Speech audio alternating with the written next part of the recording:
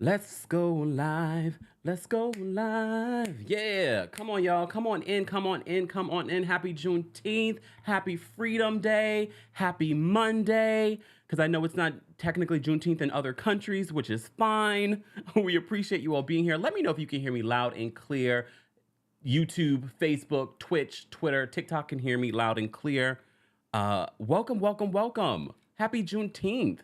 Yes, Juneteenth. I'm here. I'm here. Don't worry. I'm here. Justin says, I want pancakes now. Why are we talking about pancakes? I love a good pancake. I used to make pancakes. Okay, I'm getting into a whole sidebar. I used to love making pancakes, especially during the pandemic, but then I just stopped. So anytime I travel, that's when I'll probably like have a pancake, especially when I go down south. I'm ready. Fuck your flowers. Guys, what's going on? Let me know where you're watching from. This is our Real Housewives of Atlanta recap, and this is my hat from BravoCon. It's a little weirdly shaped, but I was like, oh, when I was at BravoCon, I'm gonna get a little something to remind me of the experience. I don't wear it enough, but I said this is perfect to wear it now. Happy Juneteenth, happy day. I hope everyone is doing well. Don't forget to like the video. It's an easy and free way of supporting the channel. Did you guys tell me if you can hear me? Okay. Miss Bug says, hear you loud and clear. Okay, loud and clear. Happy Juneteenth, happy Freedom Day, happy Monday, happy I'm in good health. Let's get into the Real Housewives of Atlanta. Fuck your flowers. Let's talk about Candy's Speak on It. Fuck your flowers. Let me know where you guys are watching from. Let's get into a countdown, and then let's get into this recap of the Real Housewives of Atlanta. Baby, won't you listen to me? I got that flavor. I know you're dying to feed. I ain't no dancer, just got some hip in my feet. Now throw your hands up. Ooh, you bring the lighter. I got the fuse. You make a fire. I'll add the fuel. Follow me, lead it. Just watch your shoes. Gotta turn the heat up. Cool.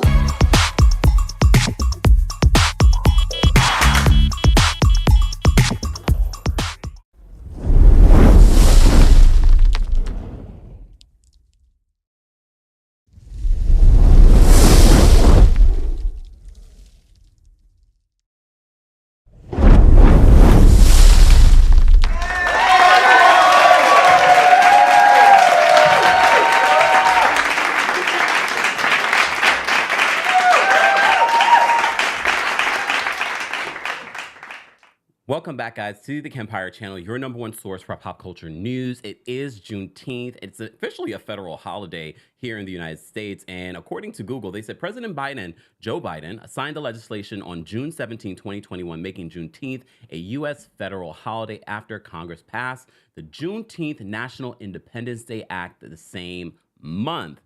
And for those that don't even realize what this holiday is, and I know a lot of Black people don't necessarily were familiar with this holiday. And according to the National Museum and African American History and Culture, Smithsonian website, they write this. It says, not everyone in the Confederate territory would immediately be free, even though the Emancipation Proclamation was made effective in 1863. It could not be implemented in places still under Confederate control. As a result, in the westernmost Confederate state of Texas, enslaved people would not be free until much later. Freedom finally came on June 19th, 1865, 2 years. When some 2,000 Union troops arrived in Galveston Bay, Texas, the Army announced that more than 250,000 enslaved Black people in the state were free by executive decree. This day became known as Juneteenth by the newly freed people in Texas. Okay, come on now. Hold on.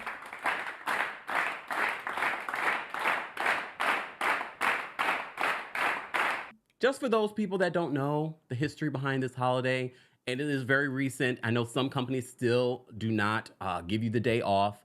I don't have the day off. I'm here, but I'm here celebrating our Blackness, our freedom. One of our favorite Black reality shows. Is it still one of our favorite Black reality shows? I mean, we're here. We're still watching it. We still are gathered together in celebration. But a lot of people have been celebrating this holiday for years, decades, since the beginning of time. Well, since the beginning of this time. You know what I mean? So people have been celebrating this, but now it's an official holiday right before July 4th, which, okay, well, anyways. But happy Juneteenth, guys. And I hope everyone is doing well. I hope you guys had a fantastic weekend. All right. Let's get into this. Oh, God, look. Fuck your flowers. I got a new soundbite for us.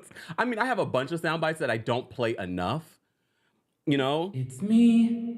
Hi. Yes, it's me. I'm the problem. It's me. I don't. I am the fifth member. How about that? Oh, Boxer Girl says, we are here because of you, Kempire, not RHOA. Damn. It's okay. We're going to have a good time with this recap. I'm going to remind you why it's a fun time for us all. We're going to have a good time. Happy Juneteenth. Happy Monday. Happy that we are all gathered here together, still alive and breathing. I hope the fathers and the mothers that have been fathers or the father surrogates or whatever had a fantastic Father's Day. Okay?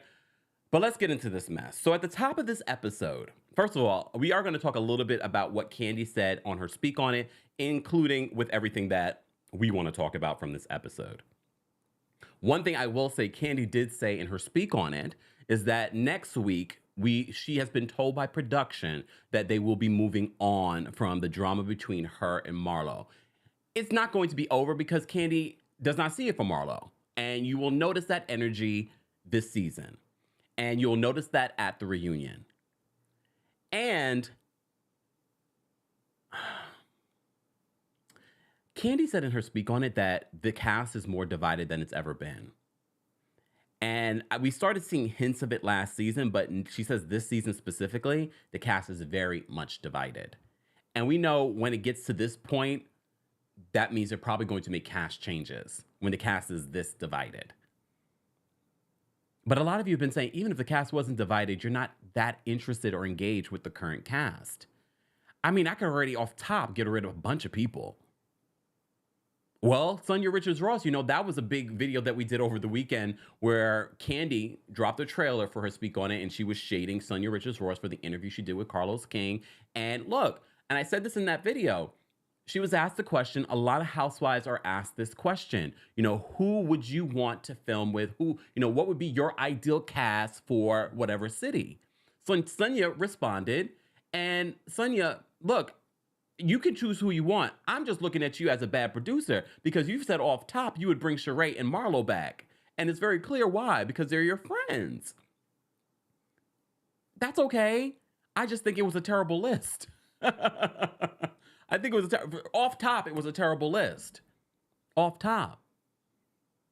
But a lot of people were also criticizing Kandi for reacting the way she did to what Sanya was asked, because it was a simple question. She, but like I said in that video that I did covering that, I was like, I don't think Kandi's shade towards Sanya was just about the question or just about her list or her shading her being off the show. I think it was more about what she's seen from Sanya throughout the season.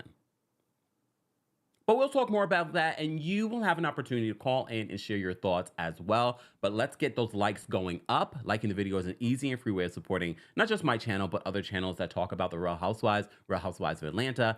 And sidebar, don't forget, I was on She Speaks with Bravo with Emily Hanks on her podcast, so be sure to check out that. We talked about the Real Housewives of Orange County, and I know what you're thinking. I'm not that into Orange County. Oh, we will get, our conversation was entertaining, more entertaining probably than the latest episodes of Real Housewives of Orange County. I know what you're thinking. Aren't you thinking so highly of yourself? I'm just telling you, we had a good, fun conversation. So be sure to head on over there and check out that, and you can see the video version on her YouTube channel as well. All right, so shout out to She Speaks Bravo. Let's talk about Real Housewives of Atlanta, though.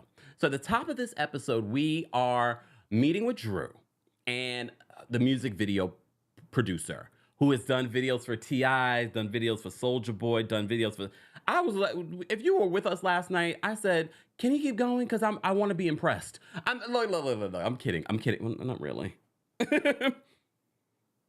But he's done videos for people. Rage, right? That was his name? Rage, yes. So she's going to do a music video for her song Already Now. I like the song. I like Drew's voice. I think Drew actually has potential. You know, there's so many housewives that try to be singers. I think that Drew actually has potential to be a really successful singer. And I know she's been singing a long time, but her acting jumped off before the music did. And I think it's smart of Drew to push forward and use this platform to push her music career because she can actually sing. And I actually kind of like that song. And you already know. I was like, all right, Drew. I mean, Drew just seems to kind of drop the bag so many times, though. It's almost like she's like a mix of Candy because she's a Taurus, but then she's also a little Sheree because everything that she pursues falls apart. But I want her to be successful. I do want her to be successful. And I know I didn't love Drew in the beginning, and I'm still on the fence with Drew. But I kind of want her, this music career, to do well, especially because she's leaving that man, Ralph. But I understand why Ralph and Drew connected. They both have that weird thing about them. There's a weird thing about Drew and Ralph that works. I can see why they saw eye to eye. I can see why, but we also look, I know we're going to be talking about their divorce by the end of the season, but they also have like young kids that they have to co-parent. I know it's our reality TV entertainment, but this is their real life. Just saying. Jean says, I'm rooting for Drew. I think a lot of people are rooting for Drew. Because I don't think Drew comes across as malicious, intentionally disgusting, like some people on this show. Fuck your flowers. We're going to talk about it. So she meets with the music video producer because she wants a director and she wants to do this video. Apparently, look, I don't know about anyone else. I knew who Drew Sidora was before coming on the show. I didn't realize she did music. I also didn't realize that Drew Sidora was a video girl. Well, okay, she wasn't a video girl. She's an actress. So she was in Young Berg's music video. And that's how she knew Rage. And she was like, yeah, I had done a few things before doing that music video. I was in Step Up. And he was like, Step Up? What's that? See, this is where he loses credibility for me, especially as a music video director. You don't know the movie Step Up, and you've been in this industry how long? Like, I don't expect you to know everything, but that just seems strange, especially as a music video producer, director. Like, you don't know Step Up? I mean, it's not impossible. And then she's like, I know there's been a lot of Step Up movies since then. And I know what everyone always says when Drew brings up her past. Everyone's like, well, Drew, what is that girl? People want to sleep on Drew. Drew is that girl. Okay, calm down. Drew, like I said, I knew who Drew was before being on this show. All right, and like Karaday says, she was also on The Game. Here's the thing. I knew who Drew was. I'm not going to sit here, though, and say that Drew was that girl. I'm not going to sit here and say that. She was definitely someone you knew by name. You've seen, she's definitely been in some things. But I'm not going to sit here and be like, she was that girl. Come on. She was not an A-list actress. She's not even a B-list actress. Okay? I'm just saying. But I knew who she was. Sorry, Drew. I just got to keep it real, though.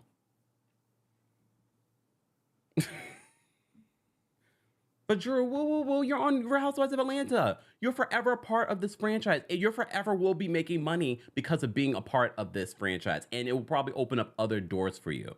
Exactly, Shanisha. The most recent thing that I had remembered Drew from was the TLC movie, which she did superb in. She did a fantastic job as T-Boz in that.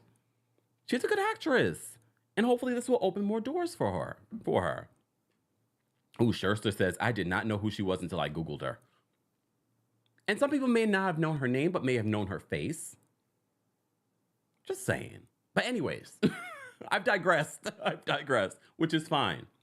So Drew meets with this music video director, and she is going to do a music video because she wants to elevate this song Already Know. Have you guys listened to the song? It's a good song. She has a really pretty voice. Okay? But did anyone notice, because we're body language experts, when he talks about, is Ralph fit enough to be in the music video because we want to have you with like a sexy lead man? And he's like, well, if he's not in the right physique, which I'm thinking to myself, even if he wasn't in the right physique, if she wanted to have him in the music video, it doesn't matter. It doesn't matter, right? Who cares? See, but that's the old school music video directors, not the directors of today. Like, all bodies should matter. Okay? Just saying. Anyways, so it leads to him talking about, he's been with his wife for almost 30 years. And he's like, if you can get past the eighth year mark, then you guys will be Gucci. I'm just going to use that terminology. He didn't say that. You guys should be Gucci. But did you guys notice Drew's body language? There was no reaction. However, that could just be trickery by editors. She could have had a reaction, but they are trying to give us like clues leading up to what might be going on in this relationship later on in the season. This is why I have to point these things out to you, because all of us could be like, oh, look, see, nobody knows there were issues. They could have just copied and pasted a moment where she was just sitting there like this, sipping, and inserted it there. I'm not sure if that's what they did, because I've always looked at Drew and Ralph's relationship and their life and their careers as like, Tommy, Tommy, what do you really do for work? Like, what is this? Ralph and I run our business like a corporation. Remember that last season with Messy, what's his face, her assistant? So I always kind of look at Drew as not a scammer, but scammer adjacent. I'm not saying she's a scammer, but scammer adjacent. She's not really scamming people, but she moves like a scammer. Okay, we're gonna move on. Sanya and Sheree do cryotherapy. Have you guys ever done cryotherapy? I've been always wanting to try it, and I'm not scared of trying it. I just have never done it, and I'm here in New York City. I mean, you could be able to try it. So Sheree and Sonia go to do cryotherapy.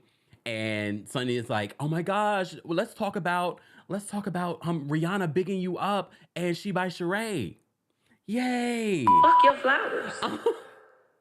Look, Rihanna is a fan of the Real Housewives.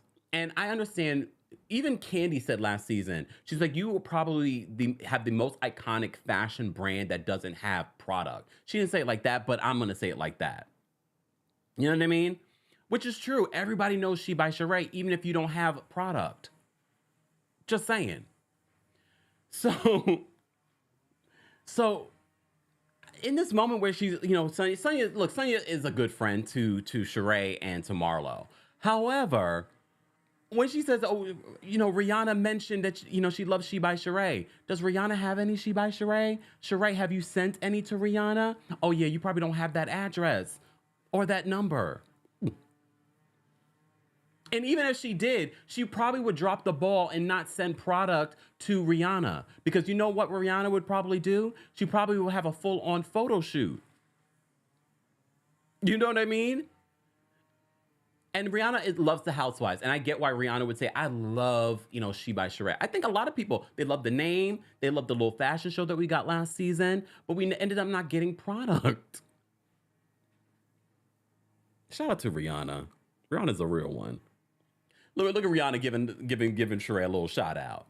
So they celebrate that. Yeah. And that's when Sheree decides to shade Kandi and how Kandi was shading She by Sheree. But let's not have revisionist history. Okay? Let's not forget that when She by Sheree was coming out and coming up, Kandi still promoted it. She still promoted it. She encouraged it. She even gave her business advice last season for She by Sheree. And I believe, based off of Kandi's history with her other people, I believe she would have helped Sheree launch this. But Sheree is so stubborn and really doesn't care about She by Sheree like she claims. But she uses this moment to shade Kandi and say that, Kandi was trying to downplay her business and blah, blah, blah, blah. So, of course, they play the speak on and shade. But we're not also going past all of the history. I really want to start doing like a parody version of my recaps where I root for Sheree and Marlo.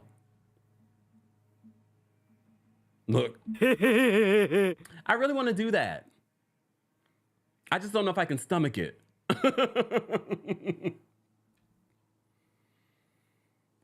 Just saying. Anyways, so Sanya and Sheree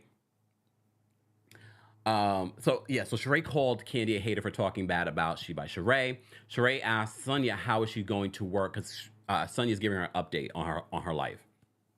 Okay, so Ross, who we have not seen in a couple of episodes, has been in Austin because he has a show for a business in Austin. According to Sanya, it's doing amazing. But did you guys notice when Sheree says to her, so wait, are you guys gonna move back to Austin? She was like, no. And then Sheree brings up, so how are you guys working on a baby if he's always in Austin? Because it's not a real storyline. I mean, it's not a real story. It was just for a storyline. I mean, do you really think that Sanya is gonna have a real have a baby? She might for her third season. But is the family gonna move out? I wish Sanya luck. If Sanya ends up getting pregnant, her family's not going anywhere. And honestly, I know the sister's talking big talk about she's moving out regardless. I believe the sister's not going to move out, especially if Sanya and Ross beg her to stay. I believe they will stay in that house. Mama will stay as well. And then they will replay this again in 5 years on this show or on another show that they will try and launch. Aisha says, Ross doesn't have an assistant to handle the Austin location. He probably does. He probably has a team of people, but sometimes the boss has to be over there. And maybe it's a good way to get out of, didn't they say last season he was actually driving cars? Not Ross driving cars. Didn't they say he was driving some of the cars? Maybe because of the pandemic? Look. Speaking of Sonia M, thank you so much for the super chat. She says, haven't watched it yet. Did Candy level those mirrors yet? You drag her every time. Fuck your flowers. No. Sonia, I did go back and watch. I think it's intentionally the level that they are. I think they're different size mirrors. Look what you got me doing. I'm supposed to be paying attention to different episodes. You got me looking at this episode like, wait. I think they're intentionally different size mirrors. So I think that's intentional, but maybe I'm wrong. Maybe I'm looking at the wrong thing. WR, thank you so much for another super sticker. We appreciate you always supporting the channel. Zoe, thank you so much for the super chat. Zoe says, Drew was that pop-up girl. She popped up randomly on random things. That is a perfect way to say it. Beautiful face, but not beautiful face, but never knew her name. No shade. But so shady. You threw a whole shade tree at Drew. We love Zoe. Zoe is a mess, but it's true. It's true. Come on. She really, I mean, I knew her name though. That's one thing I will say. I did know her name, but I can understand where some people didn't. Wait, hold on. What does this mean? Does Ross have another family in Austin? Really? Right now? I don't think so. I really do think that he's a very good guy. He's a very good guy. All right. Besides when he's yelling at women. I'm look. Come on. Fuck your flowers.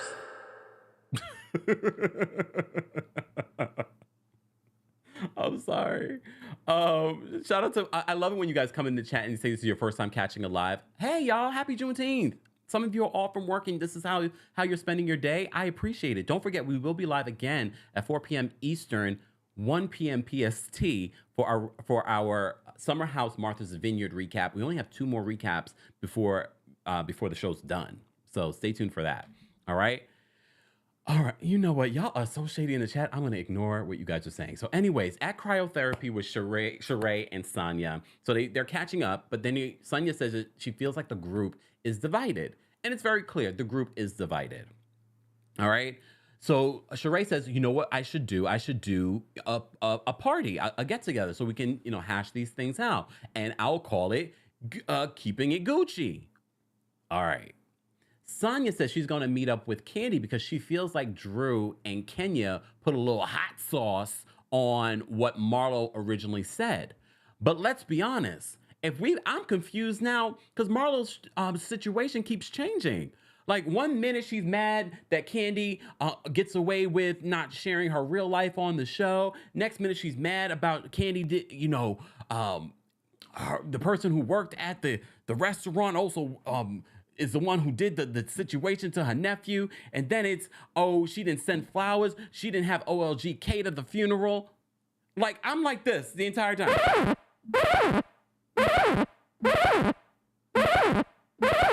I can't keep up. Like, what is it, Marlo? It's nothing. It's force. It's a storyline. And you know, as I'm watching Candy break down in her conversation with Sanya, I'm just like, look, I get this is reality TV, but to force a storyline that's triggering someone's real life and friends and family, I was just like, where do we draw the line? Where do we draw the line? Because we know that this is not real feelings for Marlo. We can sit here and pretend and act as if, oh, Marlo was triggered. Marlo's, you know, she's in therapy and this is what came out from it. She's not even in therapy. She has a life coach. No shade to life coaches, but it's not therapy. And she's like, oh, we know it's not real. I think they think the audience is stupid. You notice how we haven't seen Martell in a couple of weeks, which I'm okay with. Please do not bring him back. Please do not bring him back. We're done. We're done. So they talk about that. And Sanya believes that Kenya and Drew put more sauce in the story. But like I said before, I don't feel like they put more sauce in the story because we've seen it. We've seen it for ourselves. All right? If anything, Marlo has kept on changing the story. Tralalala D, I can't believe I was able to even say that. Tralalala D says, Marlo is scary to me. They all need to be careful. I agree. Kelly says that Marlo is trying to keep her peach because she knows it's rented. She knows that they were having problems. The season that Marlo was casted as a housewife, they were having problems with casting, allegedly. They can't find the girls in Atlanta. So that's the only reason why Marlo got her rented peach. It's rented as the archive, who we haven't heard about in forever. She mentioned it a little bit to Courtney, but that was it. Speaking of which, Marlo meets up with Courtney. She's so grateful to Courtney because Courtney has introduced her to someone that could help get her record expunged because she wants to be able to get a pow, pow, pow, pow. Connected, thank you so much for becoming a member. But here's the thing, Marlo, you're not a dummy. You know all this stuff about fashion. You have all these connections. You know you have, who does she have? She has the guy, the president of Fendi on speed dial. But you don't know how to get your own record expunged when you can literally Google it. And even if you don't want to Google it, I'm sure you have an attorney. Again, a forced storyline. But thank you, Courtney. Thank you so much, Courtney, for connecting. Because, you know, Courtney is the Olivia Pope of Atlanta. All right? It's such a reach for all of us. Even if you are a Marlo fan, you're like, okay, Marlo, this is such a reach. Girl, you could have did this yourself. But now there's the narrative, like, what would we have if we didn't have Marlo force, you know, this whole situation with Marlo this season? Well, we have to keep in mind, producers are the ones creating stories. They're taking what they have from the ladies and creating stories. We probably would have had stuff that they're ignoring, that they filmed. They've decided to go in this particular direction. I don't know. For all we know, some people were saying, why didn't we start from the season with Kenya in this story of possibly wanting another child? We'll get to it because I have thoughts. You know I do. So Marlo meets up with Courtney. She's so grateful to Courtney. That's like her new BFF, okay? She talks about she's going to go on a blind date. Her assistant slash friends, not assistants, manager slash friends are going to hook her up. They're going to, you know, she's going on a date. And did Marlo say this was like her first date in a long time? Marlo. And let's talk about it. Marlo, the math is not mathing. And we could sit here and pretend all day, every day, that Marlo is good with her investments. She had a boutique back in 1922, and that's why she had all this money. She dated Ted Turner, allegedly, and he gave her some money, gave her the townhouse, blah, blah, blah. The math is still not mathing the way that Marlo wears designer. The math is not mathing. We don't talk about that enough. And Marlo keeps talking about how Candy, look, they're going to call me a candy-coated clique now.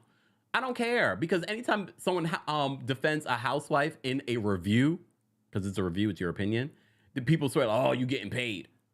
I wish, run me a check. Y'all think you two pay that much? No, do not. Like, I get paid. All right. But the way that people make it seem, you would think I would be loaded. But I call Kandi out when she's wrong too. I was calling her last week. Anyways. So, Marlo, you keep saying that Kandi is not giving her full story here. You're not giving her full story here. You're not giving your full story. Because the math is not mathing, and every time you try to explain it over the years, it just never made sense. And I understood. It wasn't because of your homophobic comment that producers did not make you a full-time peach. They didn't make you a full-time peach because they knew that you wouldn't be a good peach. They knew that you wouldn't be authentic. They knew that you would not click with audiences. But they were forced to give you this rented peach because nothing else could be developed with anyone else for the show. Oh, Marlo. Woo, woo, woo. Woo, woo.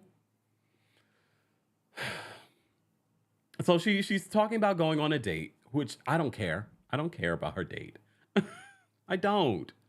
Every scene with Marlo, besides her confessionals, I'm not going to take that away from Marlo. Her confessionals are funny.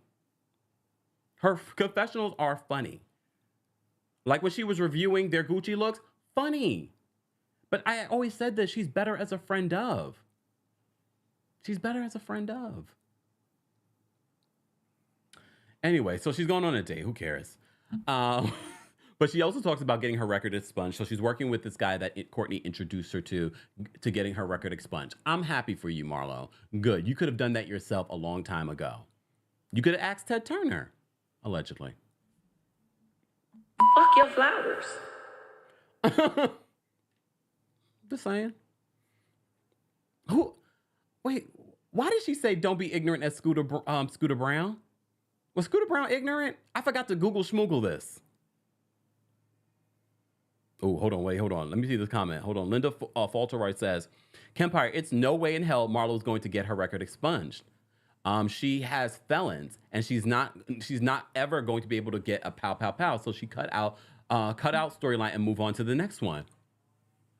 Well, I didn't even dig that deep because I really don't care about Marlo's storyline. Well, then there's that part.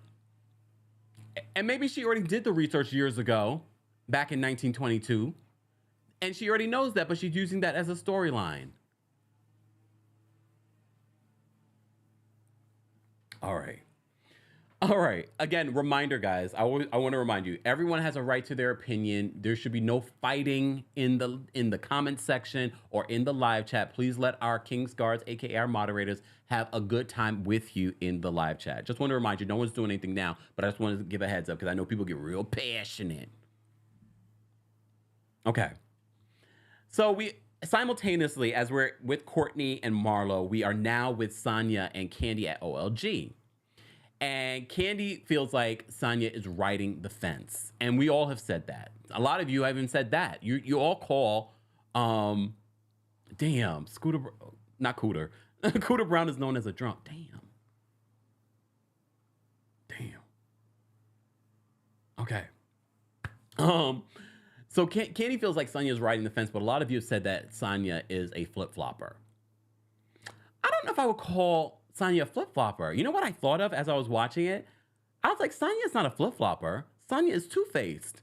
Because Sanya gives you one face when she's in front of you and another face to other people. Do I think she's genuinely or intentionally being malicious? No, but I do feel like she's a little two-faced.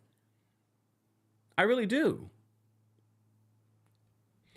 Anyways, so Sanya also says, see, this is why I think she's two-faced. She says she doesn't want to be burned in Marlo's fire.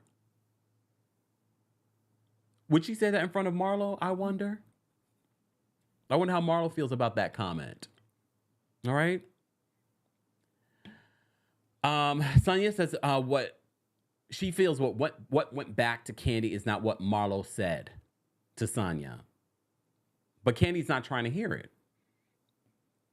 Kandi is not trying to hear it. And honestly, Kandi hasn't heard what Marlo has said, but now that we're looking at everything play out, it's very clear that Marlo is she keeps jumping around. We don't know what really is bothering Marlo, if anything really is bothering Marlo, or is Marlo just trying to reach for some sort of storyline? All right. And in this moment, because last week we saw Kandi talk about, was it last week? Last week when Marlo came to Kandi's house, We saw Candy actually be sympathetic and emotional. She even gave Marlo a hug when Marlo brought up her nephew. This was back in 2020 in that never before scene. So Candy, and look, probably because Candy probably like, I don't remember if I was sympathetic to Marlo, but normally this is why when I have tragedies in my life, I just move forward. I don't really dwell in it. I don't cry. I don't do any of those things. So as she's talking about losing her brother at 15, she says, a lot of times when things like that happen, she just moves on and she just moves forward. And she said when her brother died at 15, when she was 15, she went to school the next day. And a lot of people were like, why are you at school? Your brother just died. I mean, look, I don't know if it's a tourist thing. I can really relate to how she reacts to tragedy and things like that, because that's very similar to how I react. And I also lost a sibling at a very young age. So there's a lot of parallel things with Candy that I can relate to besides just the sign. We both got Scorpio moms too. So there's that. Fuck your flowers. So she gets really sentimental. And this is why I was like, now you're triggering her trauma, her real trauma, Marlo, because you are reaching for a storyline. That's where I was sort of like, this is a little much. Because you don't know how triggering someone's trauma, how they're going to react. You don't know what that's going to trigger in them. Like, to me, that's where it gets like, okay, so you can have relevance on this show so that you can secure a spot. You're willing to throw me and my mental health under the bus, because she literally has a reaction that I'm just sort of like, I was like, oh wait, I didn't think about that. All for a storyline, all for this rented peach. Quinn says, I understand, Candy. I lost my mom at 10 and I'm the same way. And everyone, when we've said this before, everyone deals with trauma differently. I'm not going to take away from Marlo and that she loved her nephew, but Candy says on her speak on it that she feels as if, well, is she even thinking about her family? Because here's the thing. A lot of us didn't know, well, some people did know about the nephew, okay? And now you are forcing the family to relive this, and now on a public stage.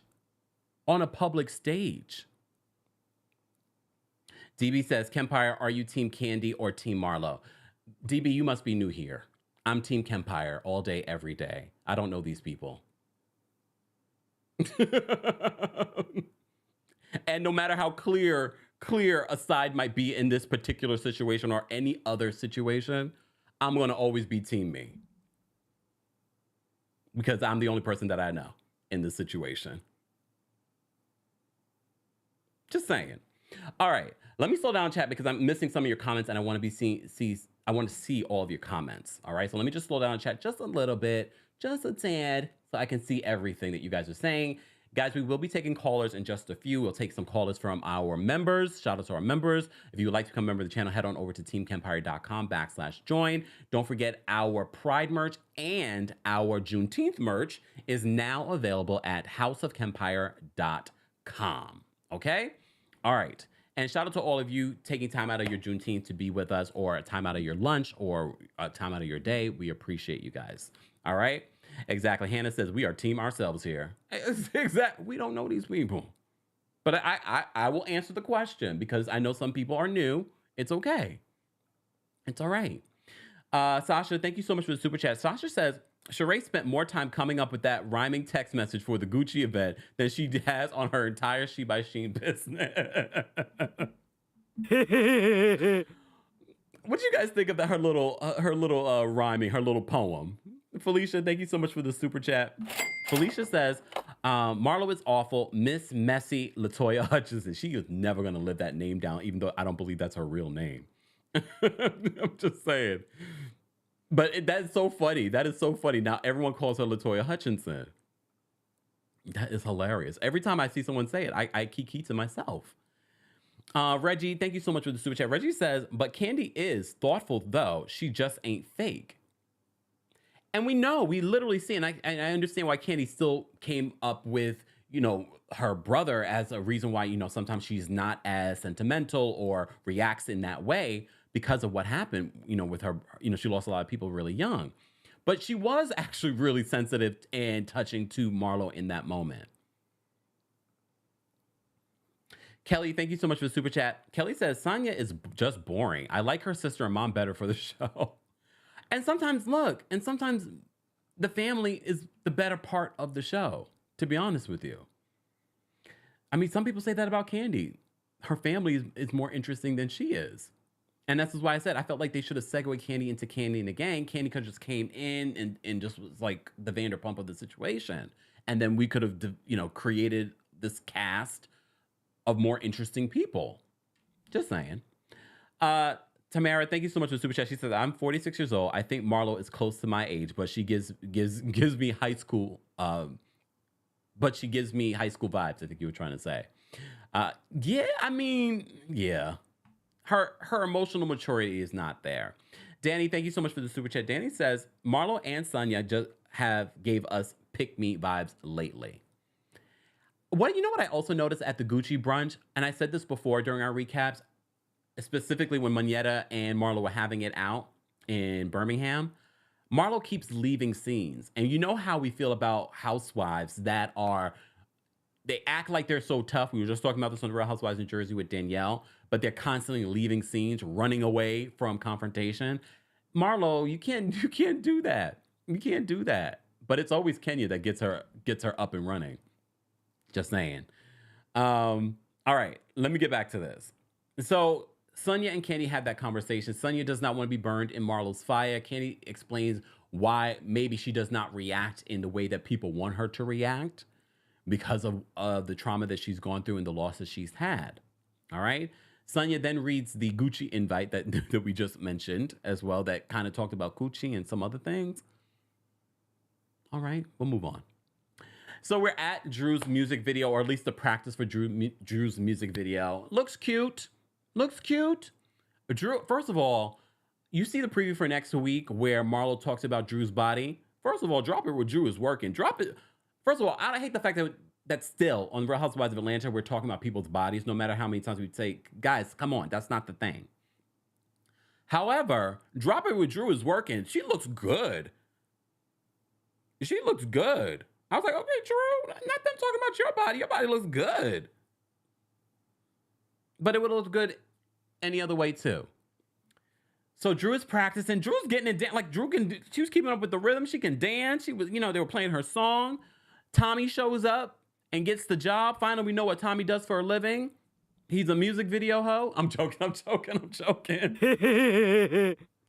So he's going to be the lead man because there was some sort of scheduling issue. So they're like, honey, I want you to be in it because we can't get the other guy here. Okay. All right. But Drew is trying to find the line of how much Ralph is going to be involved in her music career and things like that. I don't think he needs to be involved at all. Now look at them. They're divorcing. Just saying. Someone asked if Drew is using Ozempic. I don't think so. Ozempic has a very specific way of making these housewives and people look. I don't think so. I think she's doing drop it with Drew. But she also had a mommy makeover and things like that. But whatever. Her body, her choice. We're going to talk about bodies a little bit more later on. So we have Drew's music video. This is her story for the season. But honestly, I don't mind this being her story for the season because I do think she's actually talented. So many people use, I want to be a music thing or I want to do this. And I'm like, it's not your thing. I think Drew could actually do well with it. I would listen to that. So I kind of don't mind seeing this. What I do mind seeing is Tommy in all her scenes. But I get it. That's her husband. All right. Kenya meets with her doctor. And I have to say, after rewatching the scene, because we had our watch party last night on TikTok, right, TikTok? And sometimes when I'm watching with you guys, I don't pay attention to everything that's happening in the scene. So Kenya had Brooklyn later on in life, and she had a very difficult pregnancy. We didn't even know how difficult her pregnancy was because that was the season she was off. We did get to see her a little bit during that season, but that was, I say off. The season that they fired her and punished her. Okay? Oh, sorry, y'all. Yeah, Tommy's Drew's husband, Ralph. We call him Tommy because we don't know his job. Anyways.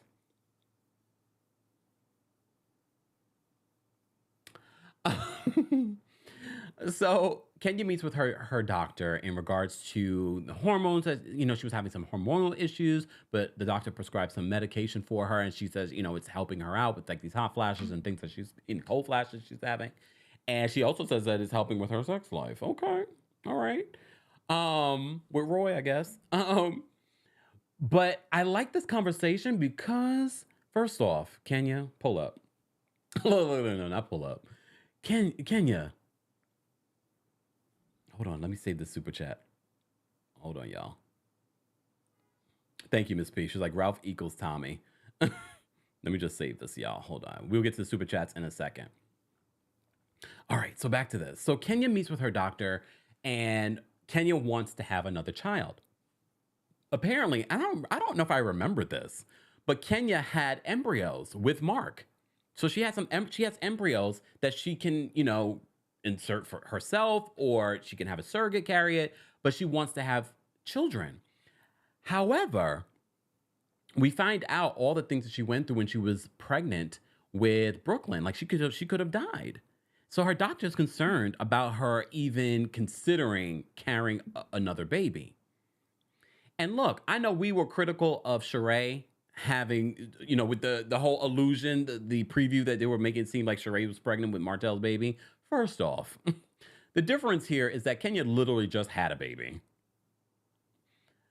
And Kenya's reasoning for wanting to have another baby, first of all, I think Kenya wants to have a family for the family that she didn't grow up with. But I also think that Kenya wants to have a brother or sister for Brooklyn. I can see that. What I don't agree with, Kenya, but I get it now because we already know it's already hard enough to get embryos. Not an egg, but an embryo. And that embryo is with Mark. But Kenya's reasoning for it is that she doesn't want to have multiple baby daddies. And I know some people can agree with her with that. But I was just like, well, you're already in the middle of a very touchy legal situation with Mark.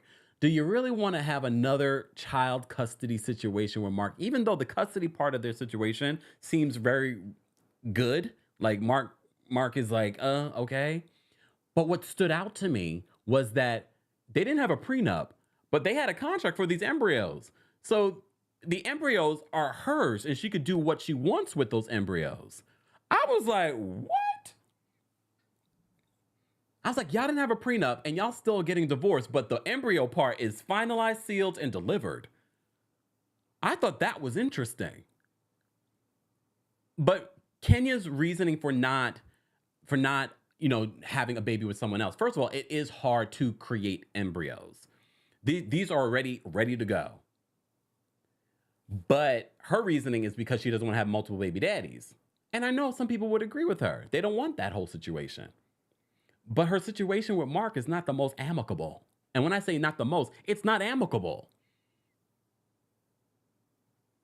Do you think that she'll end up doing first of all, I think she should, look, her body, her choice. But based off of her medical history with Brooklyn and what happened before, you don't want to risk it. When the lady said you could possibly have a stroke because of her age and in history, I was like, that alone be like, nope.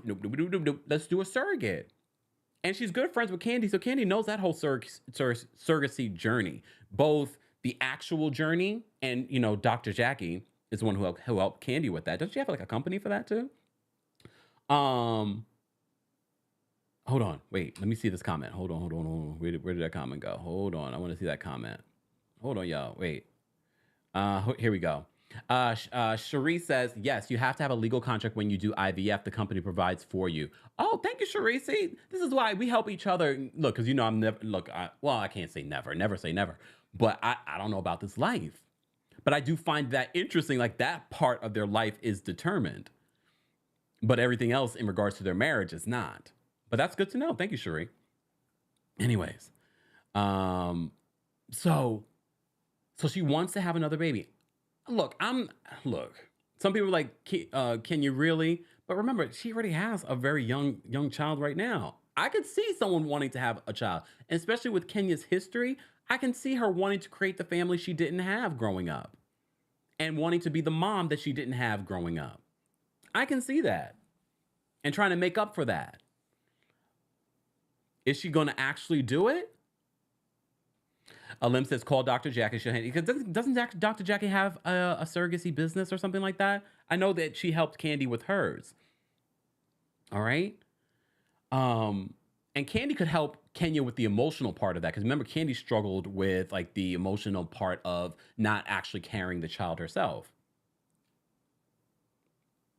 I thought it was an interesting scene. I was just like, oh, I never thought about any of this. And then I was like, wait a minute. You can do whatever you want with those embryos based off the contract that Mark signed off on.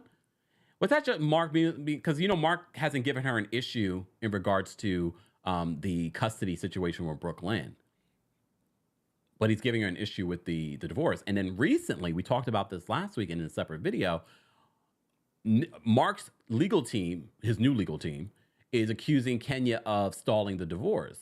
This divorce is about to go to trial. I can't wait for it to be over. I hope next season that Kenya can be like, I'm free.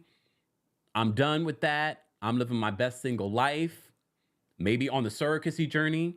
Exactly. Forever Moody. You can, or ask Andy. I'm sure she'll ask them both. Ask them all. Because Andy did it too. Didn't Andy? There was a story that came out. Andy was like one of the first people here in the States to do, here in New York State, to do like a surrogacy situation. So she has a plethora of people that can advise her on the whole process. I can see her wanting to do that. I don't feel like that was a forced or fake storyline, like some people we know. All right. Yasmin says, so Dr. Jackie isn't her doctor. No. It's another black doctor, which I love. A doctor who has 5 kids herself. I was like, damn, 5. Mind you, I'm the youngest of 6. Oh, all right. We're going to move on. We're going to move on from that scene. Let's move on to this Gucci party. All right. Where's my picture of all the ladies in their Gucci outfits? First off, guys, who do you feel had the best Gucci outfit? Who do you feel had the best Gucci outfit? I don't know. I got to look at them again because I have my opinions. First off, were they going to a business meeting or were they going to brunch? I don't feel like any of these outfits, besides maybe Courtney, felt like she was going to brunch. Very casual, very like cool. Even maybe Candy. I didn't love Candy's outfit either. And I loved Marlo's shade on everyone's looks. It did look like Candy was going bowling in that Gucci outfit. And the producer's shading Kenya for her Chanel that she was wearing. Where's the I got the picture of the Chanel too. Hold on. Where's the Chanel picture? Hold on, y'all. I know I got that somewhere. I thought I did. Where is it? Where is it? Oh, it's all right. It's all right if I don't have it.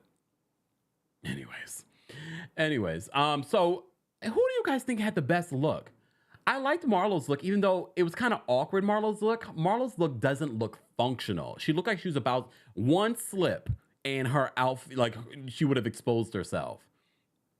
One slip. But when Sanya stepped out of the car and I saw a close-up of the Gucci print on her cream outfit, I really liked it. But again, I felt like they were going to a business meeting and not and not an actual brunch. I think, first of all, Sheree looks great. I think I like Sheree's look. Again, Sheree could have been going to a funeral here. I mean, you know what I mean? Like, it's all black, but I mean, again, it's Gucci. And according to Kenya says that she was wearing Gucci. She doesn't like to wear Gucci prints on her, which I can understand. I feel like, look, I feel the same way about Gucci prints. Like some of the Gucci's print stuff though are tastefully done, but it's still very like Gucci. You know it's Gucci when you look at it. Actually, when you look at Sanya's, hers is a little bit more tasteful in regards to the Gucci print. You know what I mean? Because you can't really tell unless you get a close up, but I actually really like that on her and I like her hair. All right. Drew's look, I didn't hate it. However, I was like, that was sort of like, oh yeah, that's just blatantly Gucci. I didn't like Candy's look at all. I'm sorry, Candy. Nope. Didn't like that at all. I didn't like really Kenya's look either, to be honest with you. Just in general. Again, because like, are we going to brunch? Where are we going? Tasha says, Mara looks like she's about to bust out of the outfit. Mama says that, I'm sorry, I never loved Gucci. Christina says, remember back in the day when we thought blazers were a necessity for the club? Really? Okay, ladies, I want to know about that. Okay, a lot of people are saying Sanya's. A lot of people are saying that Sanya had the best look. I liked it. I really did, especially when we get that close up when she steps out of her car. I was like, ooh, I like that. Oh, Justin says I only like Tom Ford's Gucci. All right. Anyways, replay crew, later on crew, be sure to let us know what you thought of the episode, how you'd rate the episode, who you thought had the better Gucci outfit look. Honestly, I kind of want to see them make this a thing every season. But does that mean they have to bring back Sheree every season for it? No, they don't have to, but I kind of like it though. I kind of like, oh, let's keep it Gucci theme. But you know one thing that was pointed out in Candy's speak on it that I didn't think about, and I'm glad I watched it, was did Sheree drop the ball on not making this a She by Sheree event? I mean, it wouldn't have been the theme of making peace, but it would have been a great look for her business. But then I thought to myself, does Sheree have enough product to give away? Does she even have product in their sizes to give them? But that would have been perfect. That would have been perfect. I'm going to send you guys all She by Sheree stuff for you to wear. That would have been fantastic. Can you imagine if they had a scene of the ladies going over Sheree's and she's trying, they're trying on different Sheree, She by Sheen? I mean, all she had to do was order Sheen and then, put the little logo on. But you know what I mean? Like, that would have been interesting. All the stuff that we saw on the She by Sheree fashion show last season, a lot of people are like, I would buy that. I would wear that. However, those items all weren't available on the website. But I do believe that would have been a great idea for Sheree to deck them all out in some She by Sheree. Again, I don't think she had enough items to give everybody for that situation. I still think that She by Sheree is a great name. I think it's a great idea. Some of the pieces that I've seen are really nice looking, even though some of them are Sheen, which is Shein, I should say. But I don't know. I still like the Gucci idea. I still like the Gucci idea, but some people have said that.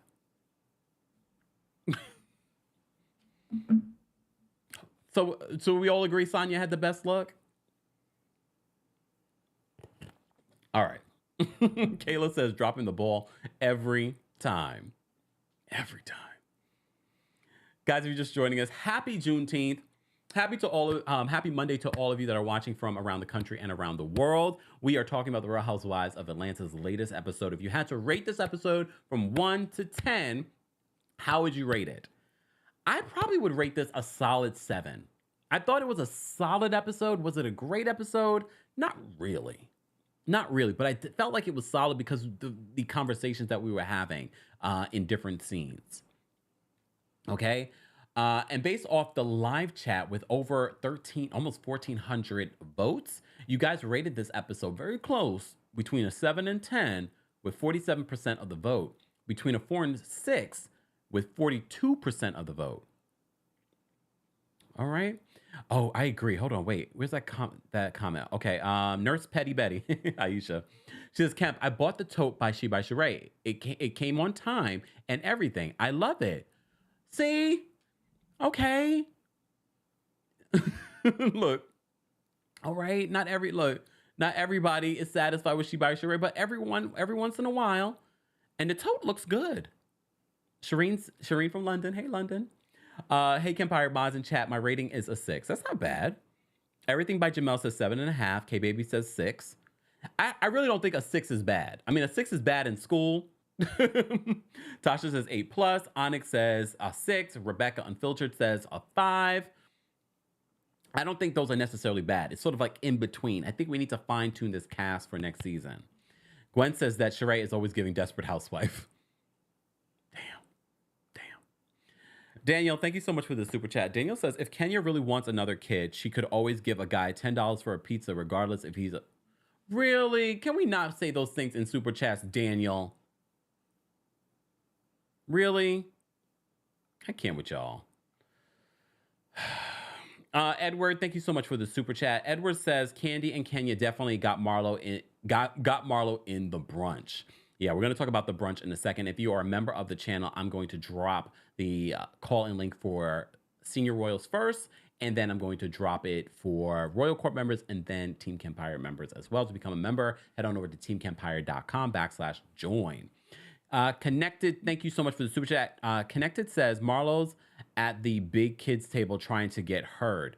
Kenya, woo woo woo, my heart goes out to you. Saudi Arabia. Hey, Saudi Arabia. Thank you so much for watching. Toya, thank you so much for the super chat. Toya says, Sonia is a ding dong, as her sister calls her. Marlo is going to railroad her. Watch and see. I don't think there will ever come a point where that will happen because I don't think that they will be on the show together next season. I think either one will go or both will go. I don't think it will get to that point. Luckily for Sanya. Just saying. In my humble opinion. I don't think this cast is going to be the cast that we see for next season. I was shocked that this was the cast for this season, to be honest with you. Let me just say thank you. Tiana, thank you so much for the super chat. Tiana says, Sheree's entire storyline, hold on. Sheree's entire storyline should be about She by Shein. Highlighting where she dropped the ball, figuring out how to bring the price down and making it more affordable. Meetings with Atlanta boutiques about a possible partnership. Or meeting with, look, because remember, this is a huge show. She could be meeting with major outlets like Target and things like that. They highlight a lot of Black designers and things like that. So you're right. Her entire storyline should be about that. But that's not, she's not passionate about She by Shein. If she was, this would be her storyline. She really would be using this platform where millions of people watch and turning in She by Shein from the flop that happened last season to be like, you know what? We're going to figure out where we went wrong. And I think people would prefer her and Candy get along and be like, you know, Candy, you do business. You've done this before. Let's have a conversation. I think people would be surprised that audiences don't necessarily need people constantly fighting to be entertained and intrigued. If anything, you could reshape what we've gotten used to when it comes to the Real Housewives of Atlanta. I think they would be surprised. That would have been a really interesting storyline. If anything, then I think a lot of us would root, because I think even people that don't like Sheree were rooting for She by Shein. Damn, She by Sheree. I think a lot of people were. I was ready to go buy something, and then the website crashed, allegedly. Zoe, thank you so much for another super chat. Zoe says, instead of F her and those flowers, Candy should have said sorrow, sorrow, prayers. All right. Let me drop this call-in link before we get into the rest of this Keep It Gucci party. Hold on. Let me go here. All right. Senior Royals, I'm going to drop the call-in link for you first. And shout out to all of you in the chat. We have already over 2,500 people in the building, but we don't even have 1,000 likes. So why are you here? Just to watch and hate? Come on. Like the video. It's easy and it's free. Shout out to all of you that sent in super chats, though. Super chats help keep elevating what we do here on the channel. God forbid if this video is given limited ads, your support in those ways help kind of counteract some of those things. So shout out to all of you that support in any way that you can, and viewing and liking definitely helps. All right, Senior Royals, we dropped the call-in link for you. Royal Court members, we have dropped the call-in link for you. And Team Kempire members, we'll be dropping the call-in link for you after I'm done talking a little bit about this brunch. All right, so the So Gucci party, we have the brunch. Everyone's there. Candy is like, I am not sitting next to what's her face? What's her face? Where's my, oh, here it is. So this is the current, the final seating chart. Originally, Marlo was a little too close to Candy, and she was like, Sheree, yeah, move Marlo to over there. Drew was like, I don't want her sitting next to me. It's not that deep, Drew. It's not that deep.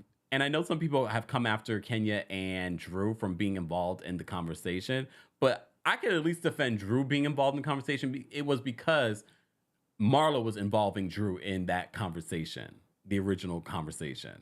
So she was defending her name and herself, because that's where it all started, was what Marlo said to Drew at the event for her word usage. All right. All right. All right. There we go. Let me go back here. All right. So, they all go around the room. Candy and Courtney are in a better place. Candy said that she appreciated when at the Courtney event that Courtney actually came out and checked on Candy when she went to the parking lot after blowing up on Marlo. So she said she appreciated that, and they hugged each other at the beginning of this particular event. So they seem to be in a decent place, at least for now. And Courtney's like, I don't want any mess. I don't want to get involved in this mess. Let's just be good. Let's just be good, especially because what we were fighting over is not a big deal. It's not a big deal. Okay. So they're good. Drew at the top of this says that she feels like Marlo needs a hug. All right.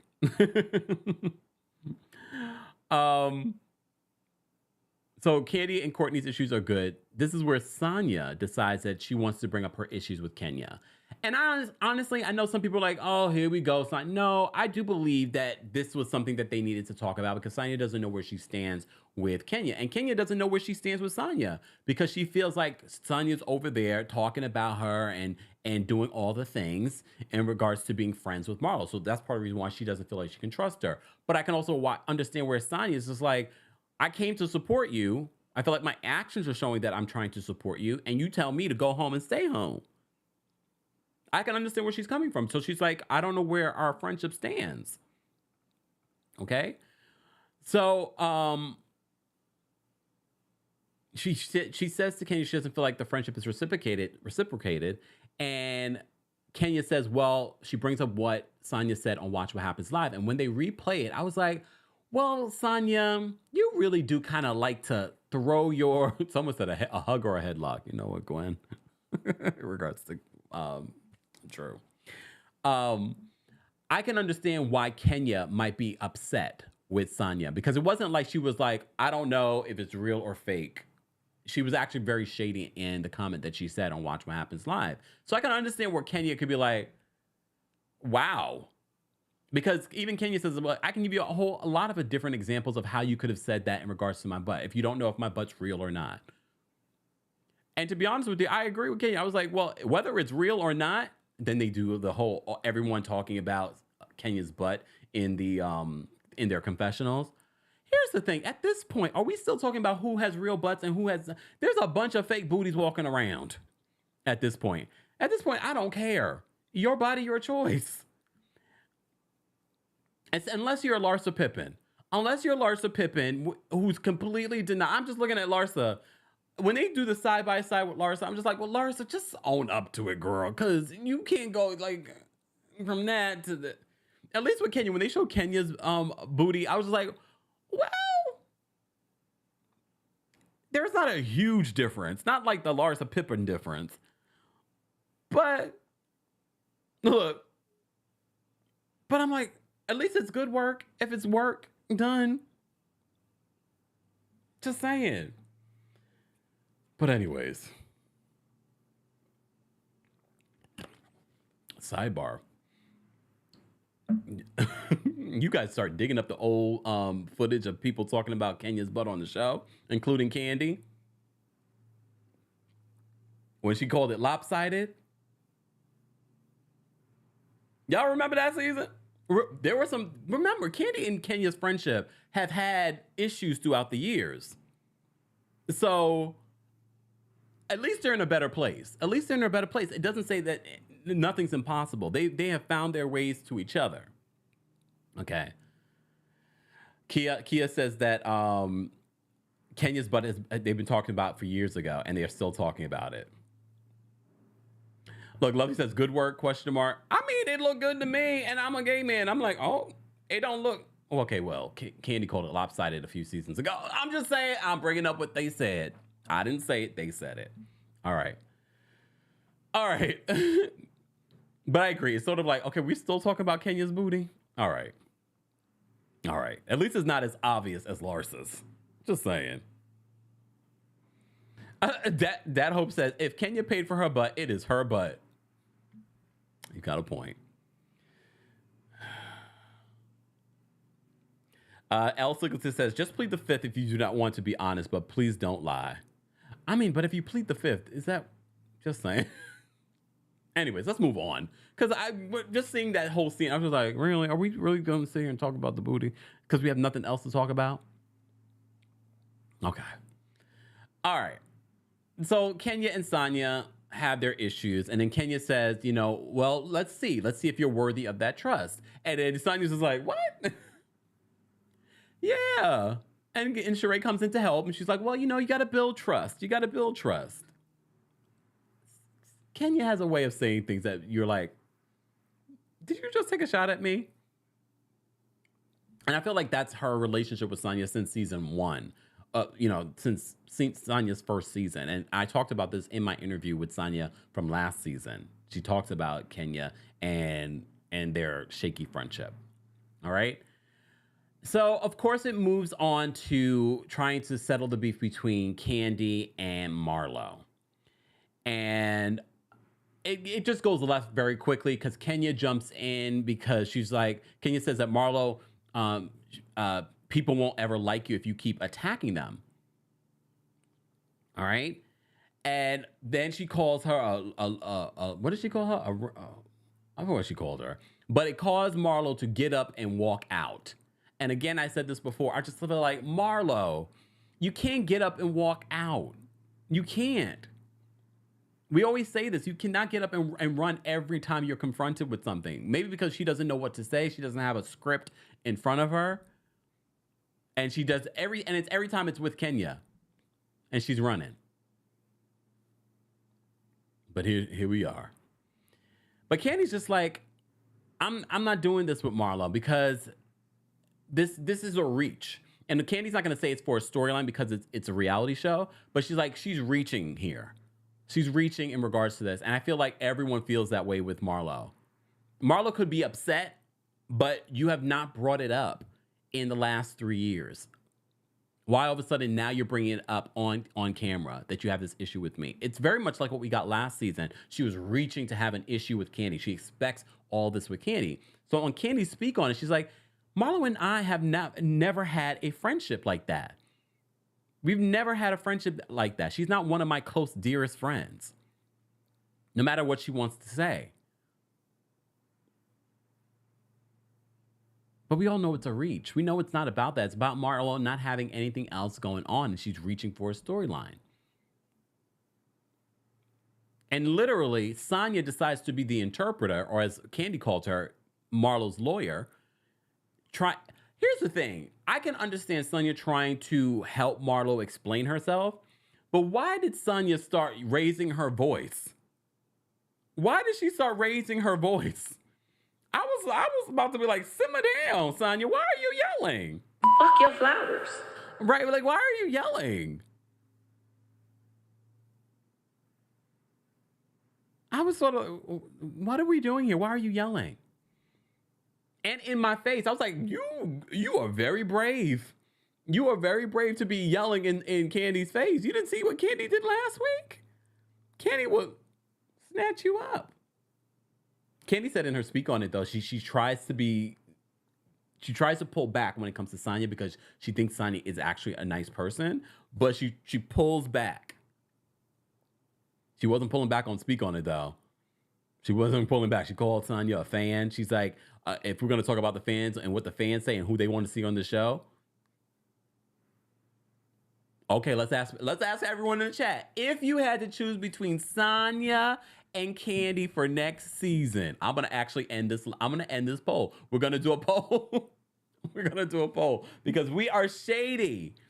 All right. I hope you guys voted. But based on the votes, you guys rated this episode. The majority of you rated this episode between a 7 and 10. All right. 46% of the vote. It's still close. 46% of you voted 7 to 10. 43% of you voted between 4 and 6.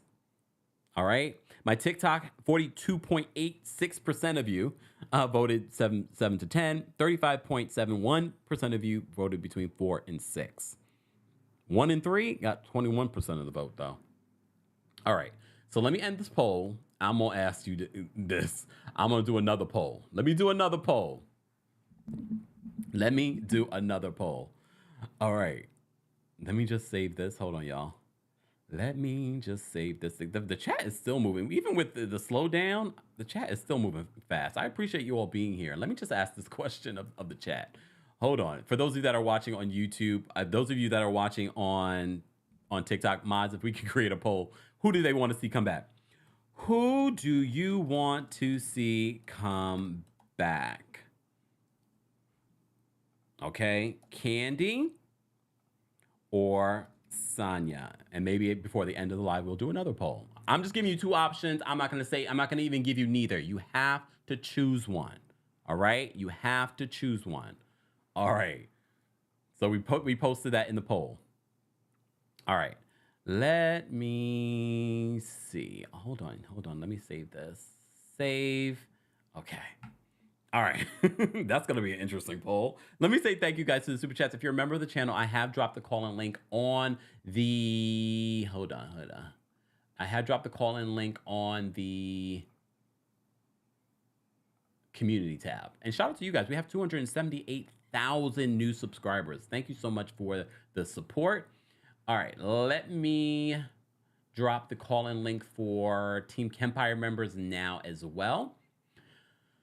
All right, so before I get into the super chats, I want to finish off my thoughts. So Kenya and Latoya Hutchinson, and Marlo get into it. Marlo runs away.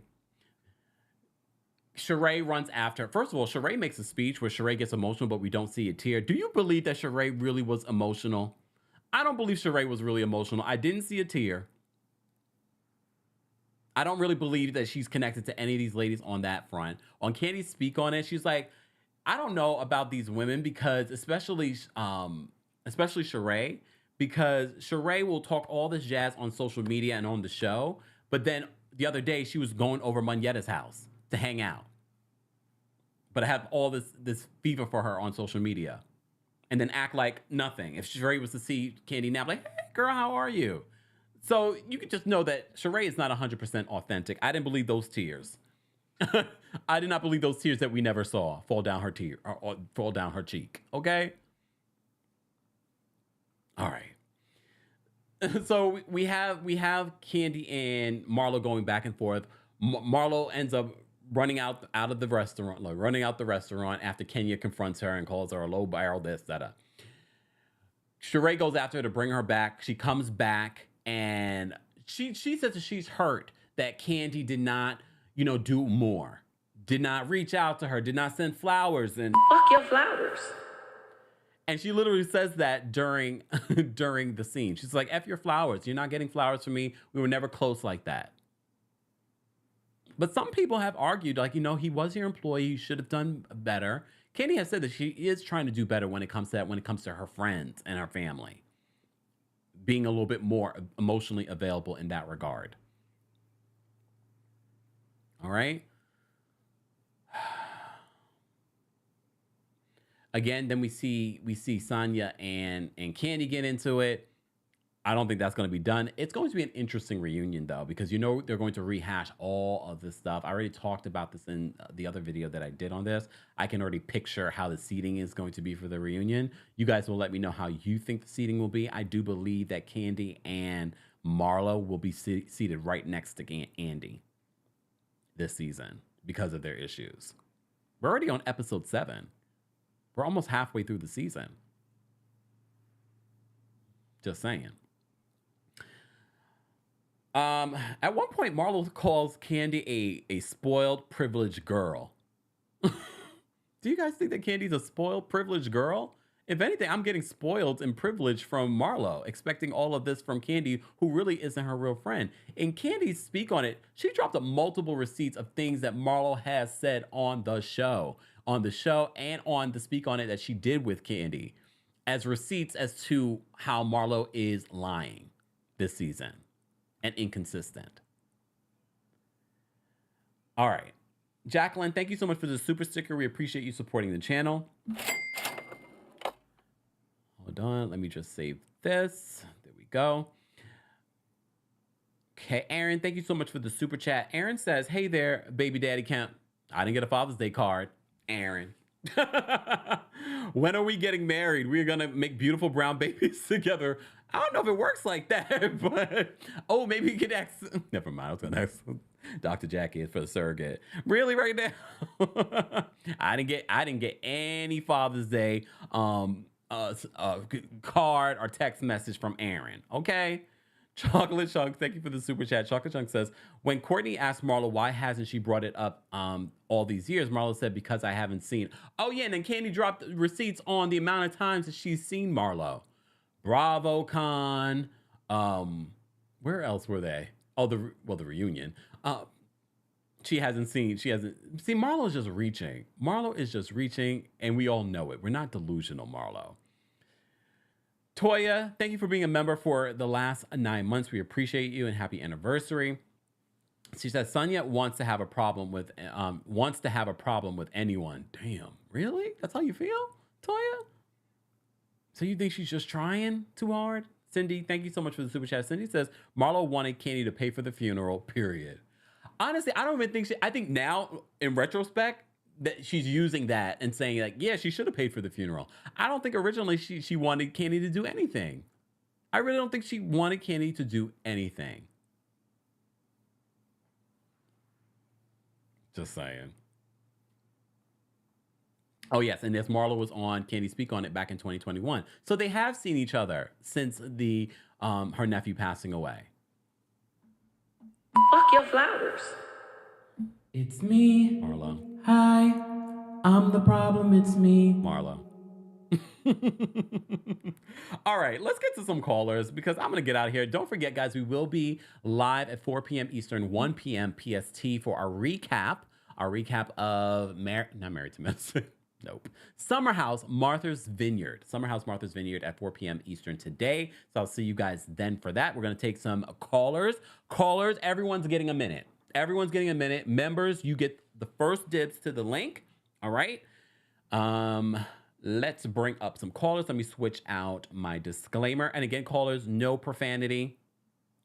Fuck your flowers. Okay. No profanity. And of course, short and brief. So you don't have to fill up the full minute, but definitely short and brief. Short and shady. There we go. All right. Let's get to these callers. Hold on, y'all. And yes, we are live early today as opposed to our usually like on Mondays at like 2:30. It's because I have Pilates and it's Juneteenth. Okay. All right. Let me I forgot to put my disclaimer. There we go. Don't forget, guys, the opinions of the callers do not represent the opinions of myself, TheKempire LLC, and YouTube and Google. All right? All right. Everyone's getting a minute. I'm going to bring up Obi first. What's going on, Obi? Hey, Kempire. Hey. Chat. Not Miss USA actually having the real storyline after coasting for years. I understand her reasoning for wanting to have another child. I also understand the same for wanting to use the same embryos. But what I don't agree with is carrying another pregnancy, especially because of her age, and most especially because she had a previous C-section. Not she by herself, and now she by Sheen, the bone collector and the fire starter, actually trying to bring the group together. Hell must have frozen over. Not the gold medalist picking the wrong side and then being the pick me at the same time. It's a little unbecoming watching her beg for Kenya's friendship and remembering what she did to Drew last season. Not Ralph's play cousin actually holding Marlo accountable by asking her why it took 3 years to ask for flowers. And moving past her issues with Candy. I guess she's finally seeing the light. That's it. Bye. Bye, Obi. All right. See, Obi kept it short and sweet. And he had 10 seconds, more than 10 seconds to go. Okay. We're going to bring up Tamara next. What's going on, Tamara? Hi, from Canada. Hey. Obi. Okay, anyway. I just have to say, okay, so I have notes. So Sheree, basically, girl, when she said that people were kissing Candy's butt, Kenya and blah blah. Come on, Kenya cannot stand Marlo because of the things she said, her mother, etc. I watched the show. Okay, so she has reason to not like her, and then what's her name? Drew, like she yelling at her. So like, Sheree, what are you talking about? Ralph, he low-key jealous. Like my man would never be like, oh, I was second choice. He just wants me to win. Okay, so that was like red flags for me. Mm. Um, the dinner was super. It was dream team. I used to play basketball. I was looking at the dinner like dream team. Kenya offensive.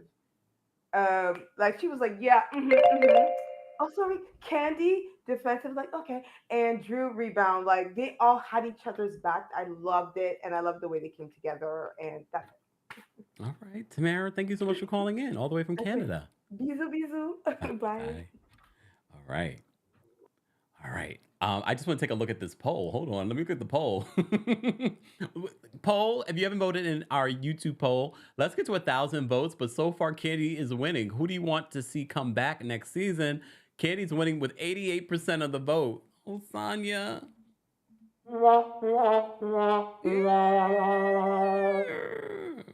Who should we do next? Who should we do next of this cast?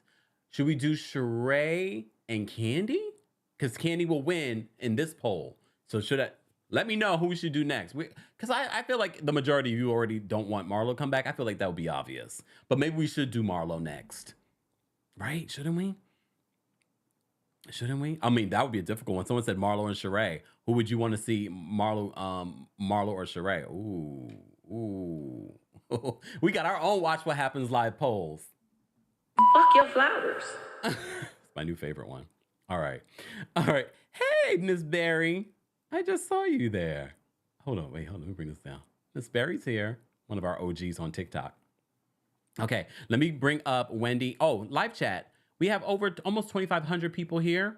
We have how many likes? Let's get to 1,200 likes. Let's get to 1,200 likes. And I'll drop the call-in link for the general audience or somewhere near there. Come on. Liking the video is an easy and free way of supporting the channel. Members, I've already posted the call-in link backstage on the community tab on our YouTube channel. Okay. All right, Wendy, I'm going to bring you up next. What's going on, Wendy? Hi, Kempire. Happy Juneteenth. You too. Oh, I want to wish my sister happy birthday too. Happy birthday, CC, if you're watching. Hey, CC, happy birthday.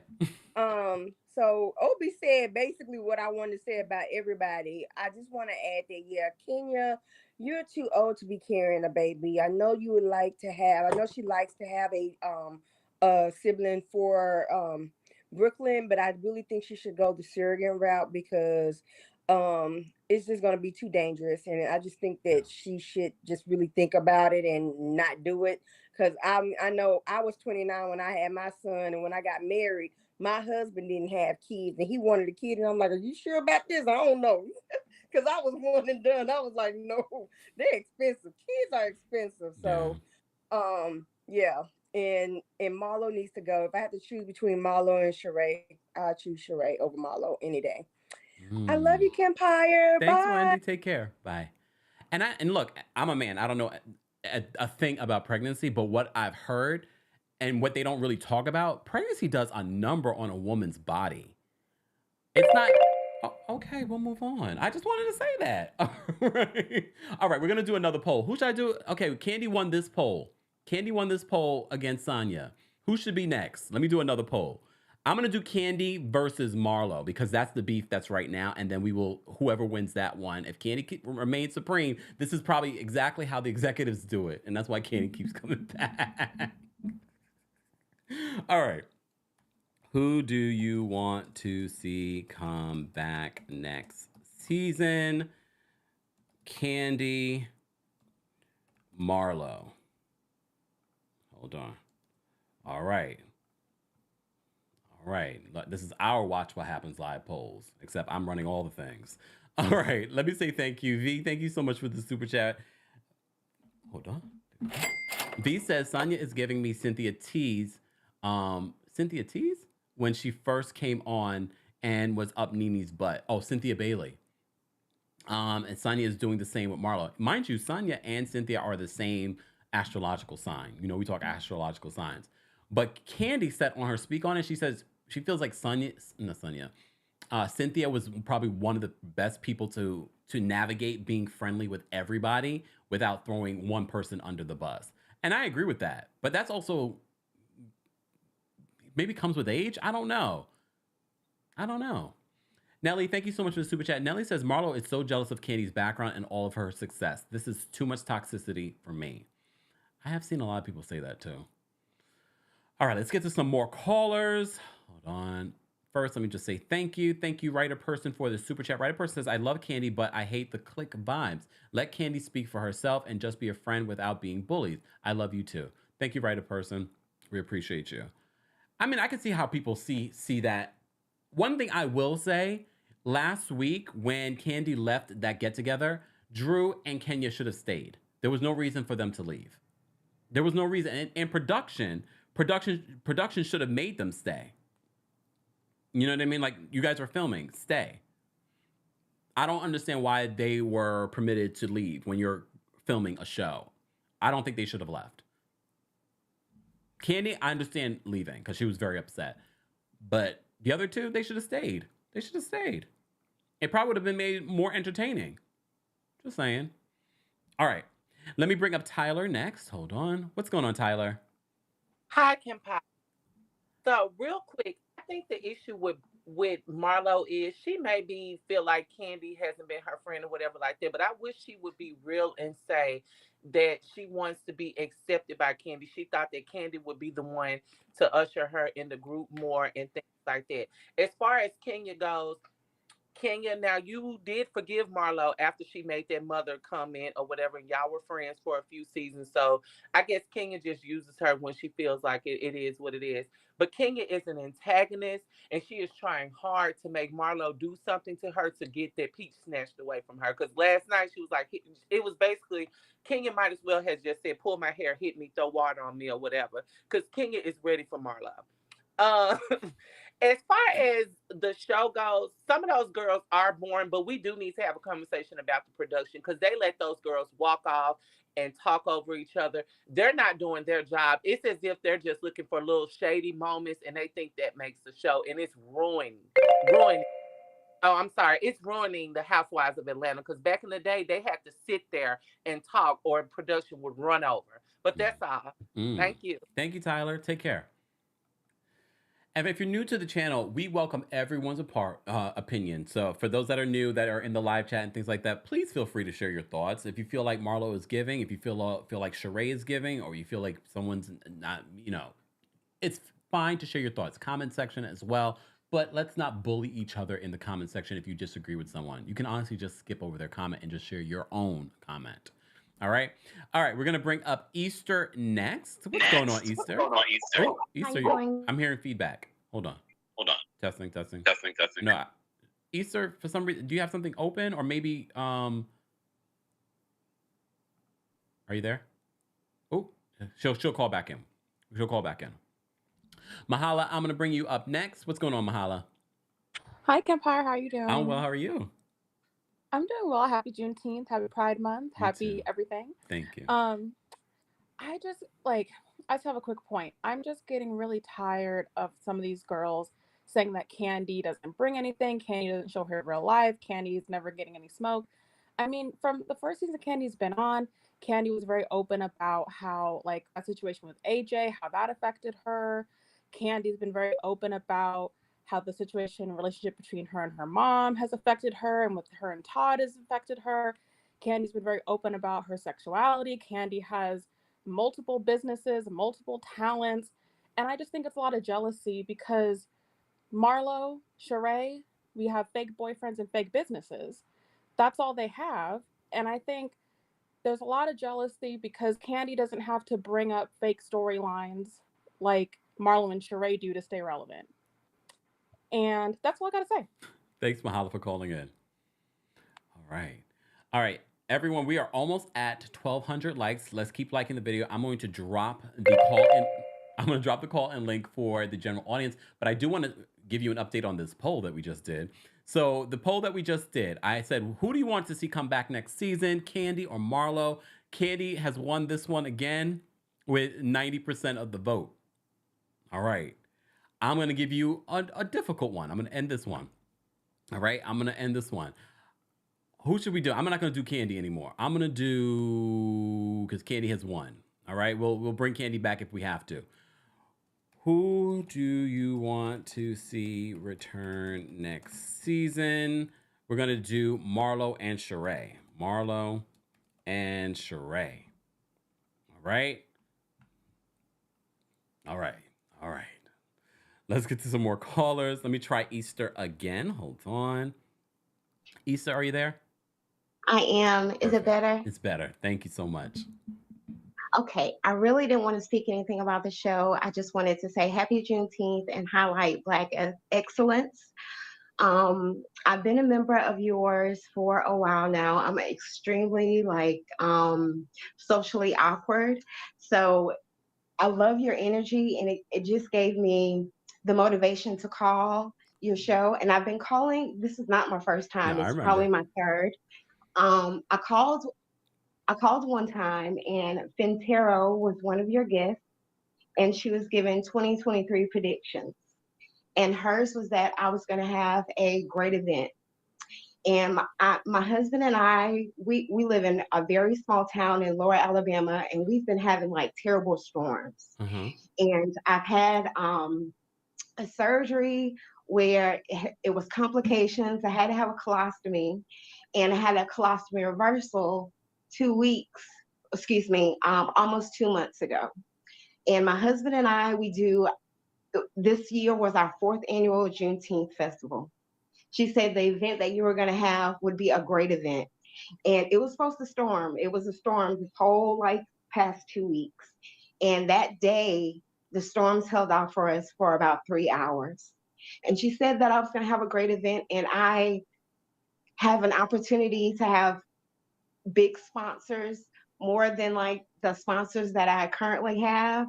And I just want to say thank you so much, Kempire, because I mean, if I never would have called your show, that never would have happened. I never would have even had the motivation because I was like, no, I was gonna not even have. I didn't want to get emotional, but I wasn't even gonna have the event.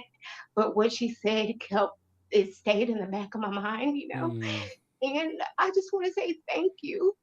Oh, I thank really, really do, because I'm extremely socially awkward, but I'm a person who believes in energies and meditation, and I have stones everywhere, and that's what you always talk about, and that's what draws me to like your channel. thank you. And I've subscribed for maybe about 2 years now, but I've been a member for about 10 months or so. But I just want to say thank you. Thank you for giving me an opportunity. I know you feel awkward when people say that they love you, but you You don't really know like watch. the impact that you have. And I just want to say thank you. Highlighting Black excellence, you most definitely are that, because your show most definitely inspires me. And you Thank don't you. know like the reach that you have to people. And I just wanted to highlight you today Thank you and so say much, happy Easter. Juneteenth. Thank you so Thank much. you, Easter, and thank you for You're doing that. I love welcome. that. Thank you so much. Anytime. You be blessed. You Thank too. you. Take care, Easter. Bye-bye. Bye bye. Not y'all trying to get me emotional. Y'all trying to turn me into candy. Fuck your flowers. No, I'm telling you. So I've met a few subscribers over the weekend, just randomly walking through New York City. Some of the things that you guys say to me are like, y'all really want me to stop boo hooing when I meet y'all. Thank you so much. Thank you so much. I do not take your words lightly at all. I love that I'm able to be in a space now that I'm doing what I love, and that is entertaining you guys. And I know a lot of you understand that what we do here is not journalism. Hey, Portia. It is for fun and having a good time. And, we were just talking about, someone had a comment about us always talking about astrology and things like, look, you don't have to love that. Some people love me for other things when I cover. But, I always mix some of these other things in there. Again, you never know how these conversations are affecting people's lives. So thank you, Easter, for sharing that. Speaking of FemTarot, if you would like to get your birth chart or your reading done by FemTarot, femtarot.com. Again, a lot of what she's doing is not just telling you the future, it is providing solace and clarity for something that you have a question about. All right. Let me drop the call in link for the general audience. Hold on. Drop the call in link for the general audience. All right, we're going to bring up Sarai. Hold on. What's going on, Sarai? Hi, Kempire. Hey, how are you?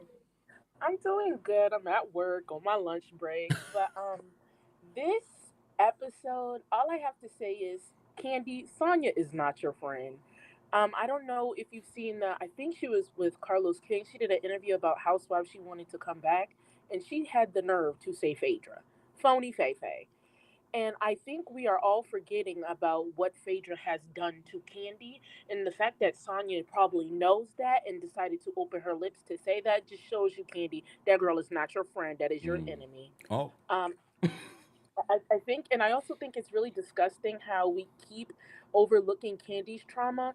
Candy's brother is gone. Yeah. So is AJ. Candy has been through so much loss in her life, and the fact that Marlo wants to make it seem like Candy's some not compassionate person is crazy, considering Candy was trying to get Marlo a TV show, but Marlo was like, "It's too the money is too little. The money's too little." Well, Marlo, you're just ungrateful. The money wasn't too little. You were barred from Bravo for saying homophobic slurs, and Candy gave you an olive branch. But that's all I have to say. But happy Pride, happy Juneteenth to all the black people, Black Power. It's all right. Thank you so much for calling in. It's all right. It's hilarious. I mean, I never thought about that. I mean, yeah. I mean, you got a good point when it comes to the whole Phaedra comment. But again, there's a lot of people that say they want Phaedra to come back. But when you think about what Phaedra did and what Portia got away with doing, oh, let's talk about it. Let's talk about it. Damaging. And I said in my last video covering this, Phaedra has never shown any sort of accountability or remorse for it. If she did that, I think we could probably move forward and forgive. Don't you think? But maybe, well, okay, I ain't gonna go there. V, thank you so much for another super chat. V says, yes, once Cynthia fell out with Nene, she became a much better housewife. I agree with Candy. She learned how to get along with everyone. Ooh, you know, now you guys really got me wanting to go watch the old seasons of Atlanta to refresh my brain on some of these relationships. Even though I have a good sense and there's a bunch of people. Okay. Oh, wait, people can't hear on TikTok? Hold on, let me see. Hold on. Oh, how come you guys couldn't hear her? Oh, maybe, hold on, y'all, TikTok, hold on one second. Let me see something. Oh, I know why you guys couldn't hear. You guys couldn't hear because you weren't connected. Okay, testing, TikTok. You guys will let me know. You know, things happen. I don't know why you got disconnected, TikTok, but it's all right. It's all right, y'all. Thank you so much. I've connected you guys again. Hopefully you'll be able to hear the caller in a second. Technology. All right. Let's see if you guys can hear this next call. We're going to bring up some more callers. Judgy Justice is backstage. Hold on. Judgy Justice, what's going on? Hey, Hey. so that's hilarious when you said about you're a Taurus, Candy's a Taurus, and the fact that I'm a Taurus, I have a Scorpio mom too. Ain't that interesting? So you know, and I'm starting to feel like now we have I would just watch well, this is like a tangent, I'm sorry, but the Spider-Man like the Canton events, which is basically like every Spider-Man has to go through a certain, you know, timeline of events to become Spider-Man, the Spider-Man they need to be. So it's kind of interesting. Like I had a similar thing. Like I lost a family member very early as well, which was tragic. But this is not about me that much. But I'm going to scoot over to. I think honestly, I was really annoyed by the whole brunch thing, by Marlo leaving out like that. I just think that it was very childish. It didn't showcase her being a better person, moving forward, trying to make better with these ladies. And also, I think she doesn't realize that she can't keep chopping down people and then think that you can come back the next day and have a great relationship. Even though yes, you probably you didn't slash Kenya's face, but you hurt her heart. Everyone was trying to give you the benefit of doubt, trying to bring you in, and every single time they do, you're right there stabbing them in the back.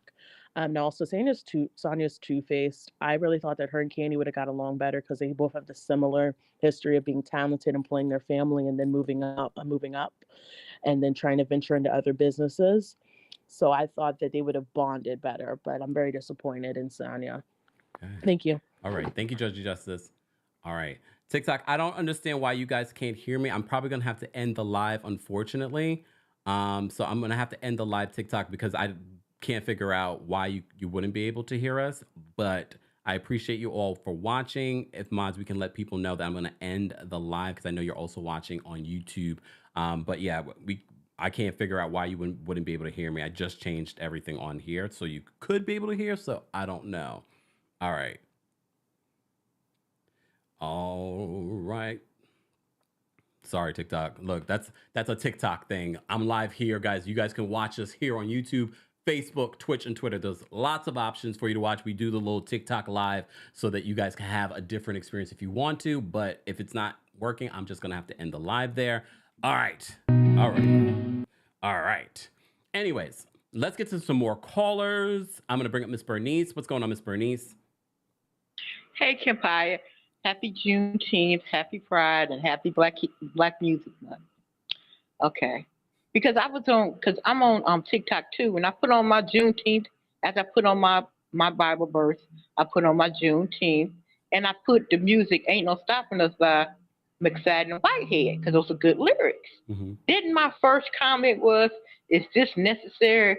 And I looked at the picture, cowboy hat, and I just said, be blessed and be blocked, and kept it pushing. Okay. With Sanya is the pick-me spirit to the 10th power. She would never give her honest opinion because she's so afraid that she's going to offend somebody. Just tell me what you mean. Tell me how you feel. Not be more honest with you than you saying, well, she got a point, and she got a point, and she got a point, and she got a point. You're not an octopus, baby. You ain't got 8 arms. And if you don't take your looking like Lady in the Tramp butt and go sit in the corner, I'm going to scream. But other than that, have a blessed day, and I love you. Take care. I love what Miss Bernice calls it. She's the best. In a good way. In a good way. All right. I just want to read the poll to you guys. We had over 600 votes. I asked you, who do you want to return for next season? And overwhelmingly, between Marlo and Sheree, 83% of you voted for Sheree. All right.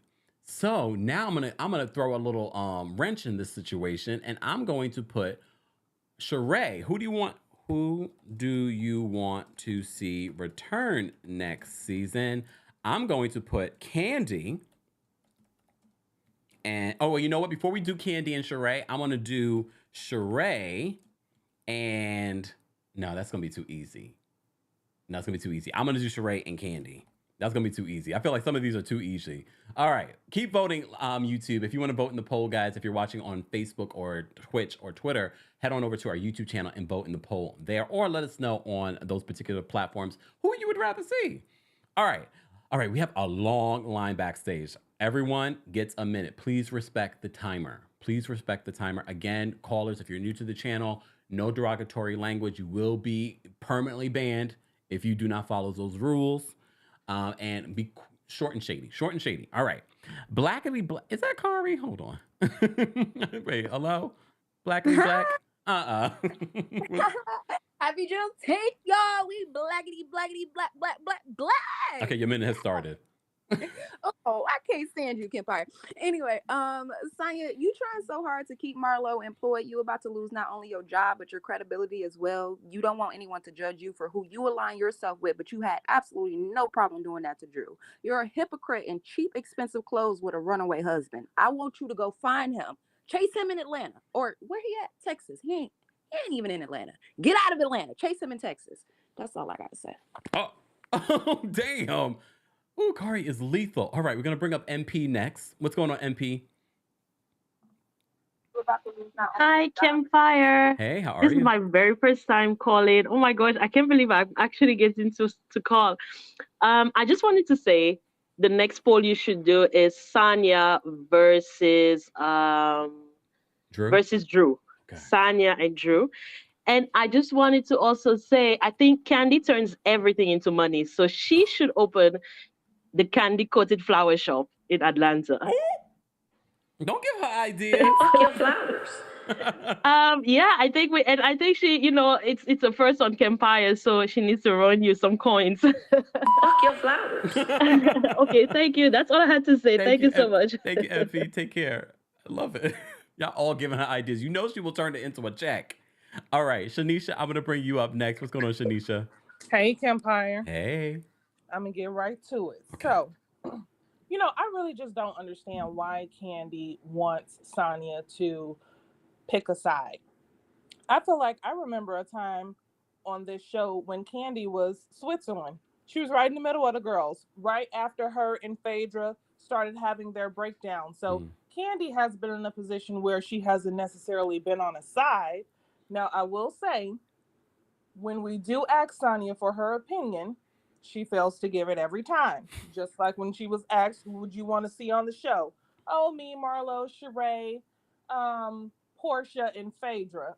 Said nobody, never. Okay? This is why we don't ask you for your opinion. So, it just feels like she wants to be friends with everybody. And when I was coming up, I don't know about y'all, but my mama always told me, be careful of people who friends with everybody. So I just think Sanya needs to stand her ground a little bit more. Whatever you say, mean it. So that's it. Thank you, Thanks, Shanisha. Kempire. Take care. All right. Excuse me. All right, let me see what this poll is saying. Okay, with 400 and something votes, you guys voted you would rather see Candy. 90% of you said you would rather see Candy than Sheree. Damn. All right. I'm gonna end this poll. All right, I'll give you guys another minute. I'll give you another minute just in case you want to change, but I don't think that's gonna change. But we're gonna bring up Vanessa next. I'm Vanessa Moon. What's going on, Vanessa? Hey. Hey, what's going on?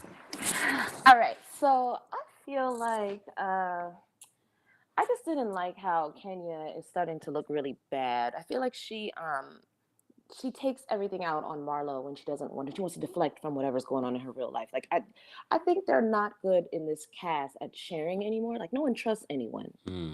And I think that's the problem. Like even Candy, like we love Candy, but then when it's time to like really speak up, she chokes. And I think it's because no one actually likes anyone in this cast. So I think that's the problem.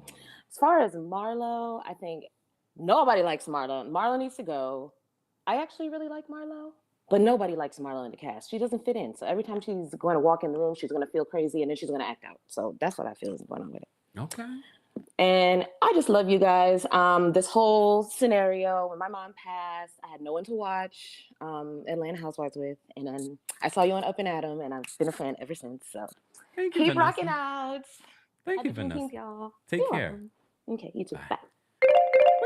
I love the diverse opinions. I know some people think I'm blowing smoke up your you know what, but no, I really do like hearing different perspectives because you never know. Sometimes I'm like, well, I never thought about it like that, and here we are. Okay, I'm gonna end this poll because Candy won this poll versus Sheree with 89% of the vote. So far, Candy's winning. I bet this is exactly how the Bravo executives do it. All right. Let's do another poll. You guys want to see I don't think this is going to be easy, but you never know. Who do you want to see next season? Question mark. We're going to do Sanya and Drew. I feel like this is easy, but look. Let me save this. Hold on. Let me just say thank you. We had a few super chats as well, guys. And I got to go soon because I have to go rewatch Summer House Martha's Vineyard before our 4 p.m. recap. All right. Tamara, thank you for the super chat. Tamara says, I'm 46 years old, a member for almost 2 years. I had 1 minute. I had 1 minute. Therefore, I could not touch on surrogacy. Hopefully next time. Oh, definitely, Tamara. Or you can just go back in and use another minute. Just saying. All right. Shanda, thank you for the super chat. Shanda says, hi, I don't watch the show, but I love your commentary of the show. In my head, you're my best friend. Shanda, thank you so much for that. I appreciate that. And thank you for the super chat. Danielle, thank you for the super chat. Danielle says, Kempire, did you see the clip next week when Candy calls She by Sheree, She by Sheehan? I hollered. I know I've been playing it over and over again because, as you go through some of the clips and watching things, I keep showing the preview for next week. So yeah, I did. I thought that was hilarious. And I bet Sheree was not ready for that. I bet she did not expect Candy, of all people, to do that. Tamara, thank you for another super chat too. Tamara says, if someone calls someone or me the H word, it's over. Which word is the H word? Heifer? Ho? Which H word? Which one? Okay. Thank you for the super chat, Tamara. We appreciate you supporting the channel. As always, guys, you can also support the channel by liking the video or checking out our merchandise. We have Pride merch and we have Juneteenth merch available at houseofkempire.com. Or for everything Kempire, including our merch, including our podcast, a new episode just dropped over the weekend. So be sure to check that out, Kempire Radio. Everything's available at TheKempire.com. And don't forget, this month we are raising money for the Trevor Project. After the live, you'll see somewhere for the replay crew a place to make a donation. We're trying to reach over $2,500 for the amazing organization, the Trevor Project. Or just check out our last video and you'll see a link right now to donate to the Trevor Project. Help us get us to our goal. Let's get to some more callers. Mrs. 503, what's going on? You're muted, Miss 503. I am here. Oh my God. Hello. Hey, what's going on? Okay, I got a 5-year-old in the background. I just wanted to say that Bravo messed up when they allowed Kenya to get rid of Tanya. Tanya is the best housewife that never really was. And I'm so mad at them. Sheree is a bone that should have been buried 6 feet and never brung back. She provides nothing. And when Nene said there wasn't any stars, what she meant is that there's no one that's providing bloops, or what do you call them, bloopers, or little quick scenes. Like, where is that? That's what we miss, because we're still living off of Nene's. Okay. Anything else, Miss Watkins? Yes. I have went through a whole cycle with Kenya. Hated her, couldn't stand her. Now I love her. I love everything she's doing.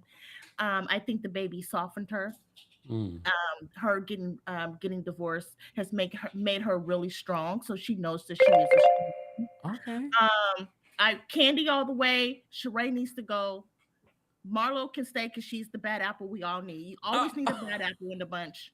All right, Ms. Watkins. I love Drew, and Sanya can go. All right, thank you for calling in. Bye. Not Tanya. Kenya didn't run Tanya off. Tanya ran. She went to Canada and never came. No, she's back. She's back. But damn. All right, we're gonna bring up Danielle next. What's going on, Danielle? Hey there. So Hey. I feel. Oh, never mind. I feel bad. I was about to say the R word because I was saying I feel like an R word because everyone who lost the votes I was rooting for.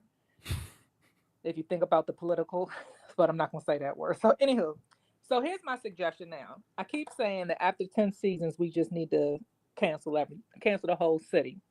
At this point, I feel like we just need to get real friends, new friends, and younger friends, because I feel like by the time these ladies, and if you think about all the cities, by the time they get to this 10th season, the ladies have figured out, to someone's point earlier, what they want to share, how to share, what not to share of their life. Candy has shared everything since day one. If we get a younger generation who is willing to share, and people we don't know, we fell in love with these ladies because we didn't know them.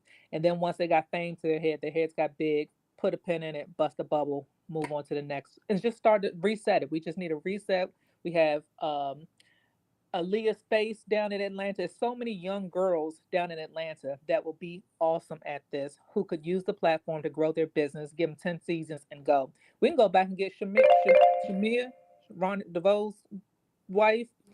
They're going through marital issues again. We need to see that. Shamari, that's her name. But yeah, I just think we just need a younger generation who's willing to open up and share. After a certain while, these ladies aren't going to share anymore.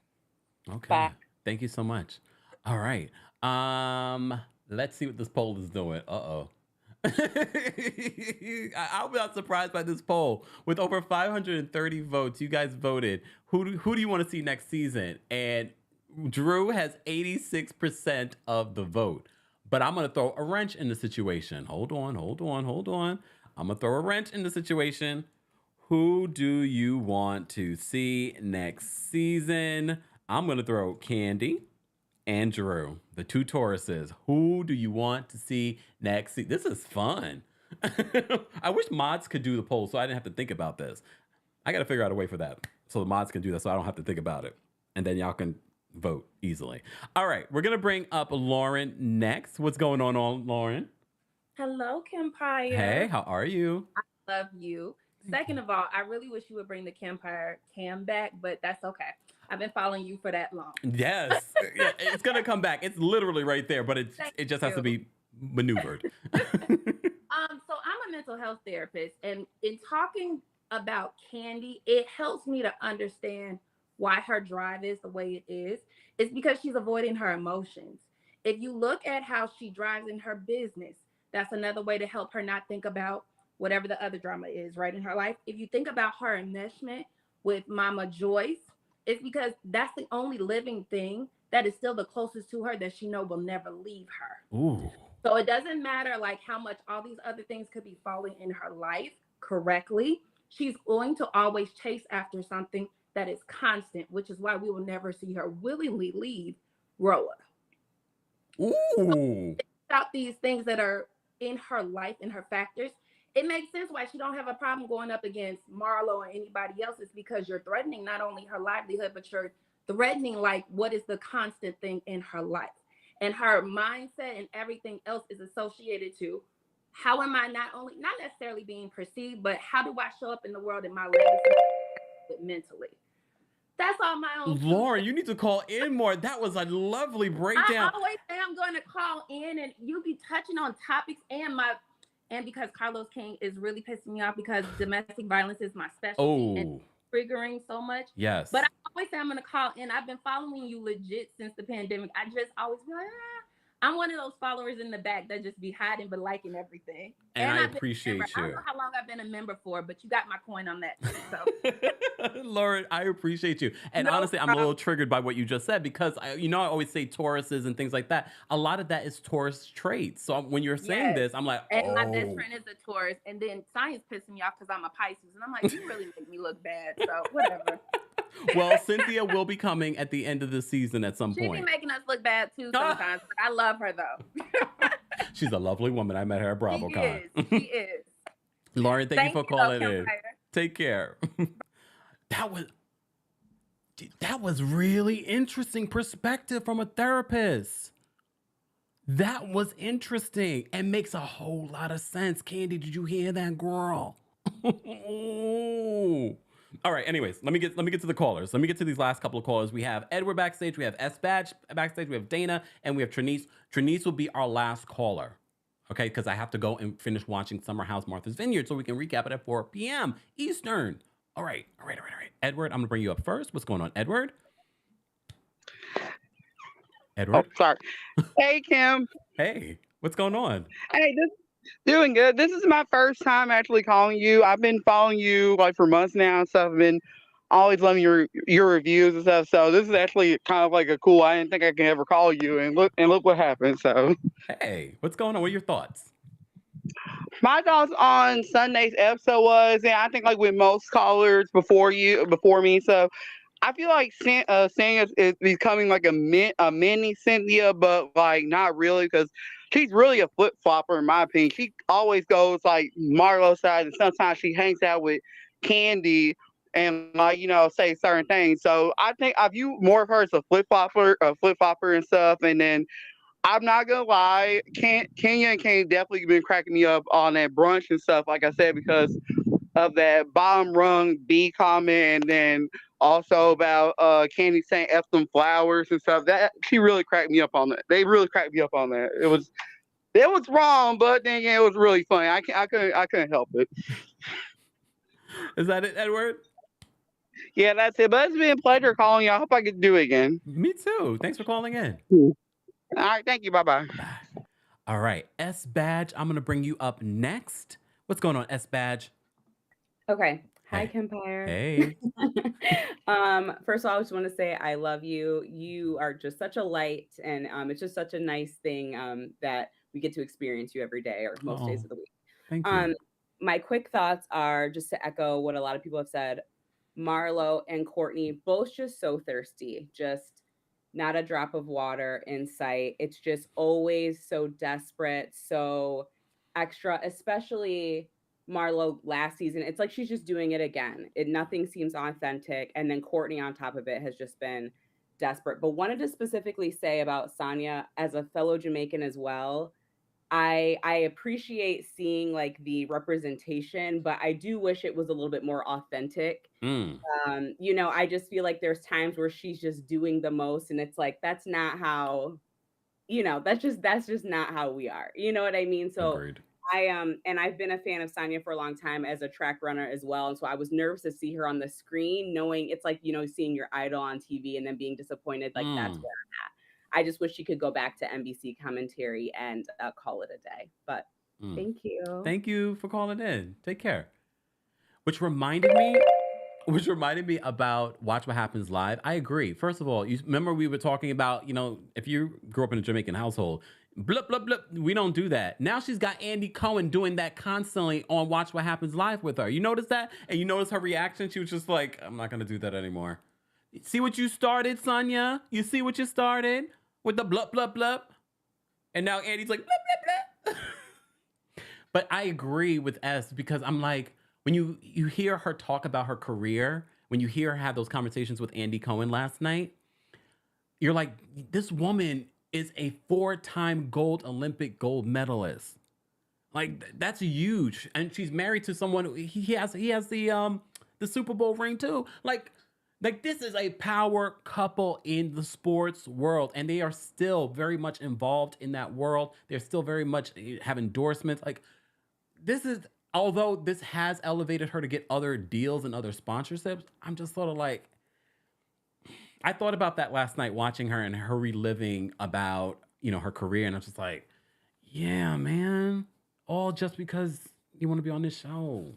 All right. Anyways, let me get to these callers. Dana, I'm going to bring you up next. What's going on, Dana? Hey, Kempire, it's Zendaya. How you doing? You know it. What's going on, Zendaya? Okay, so I just want to say, first of all, I don't have anything to say about the show, but I saw people were giving you your flowers. I was like, oh, let me go to the garden and pick some. Okay, so I don't remember when I started watching you. I just know that I started watching you because my nephew would watch Cocomelon on my phone, and then the beginning of your show used to sound like the bells from Cocomelon. I'd be like, how the hell is it playing on my phone? But then it was you. So I would start watching you and I grew to love you, and you're so delightful. And I love that you have little interactions with the callers and we feel like, a real part of the team, and you handle things with such respect. And it makes it a joy to watch, to know that, it might not be real journalism, hey Portia, but it is entertainment and it's respectful and we love it. And you make us feel like a part of the team. And it's like, if you ever bring yourself to Savannah, Georgia, I'm going to have to come and meet you because I just think you're just delightful.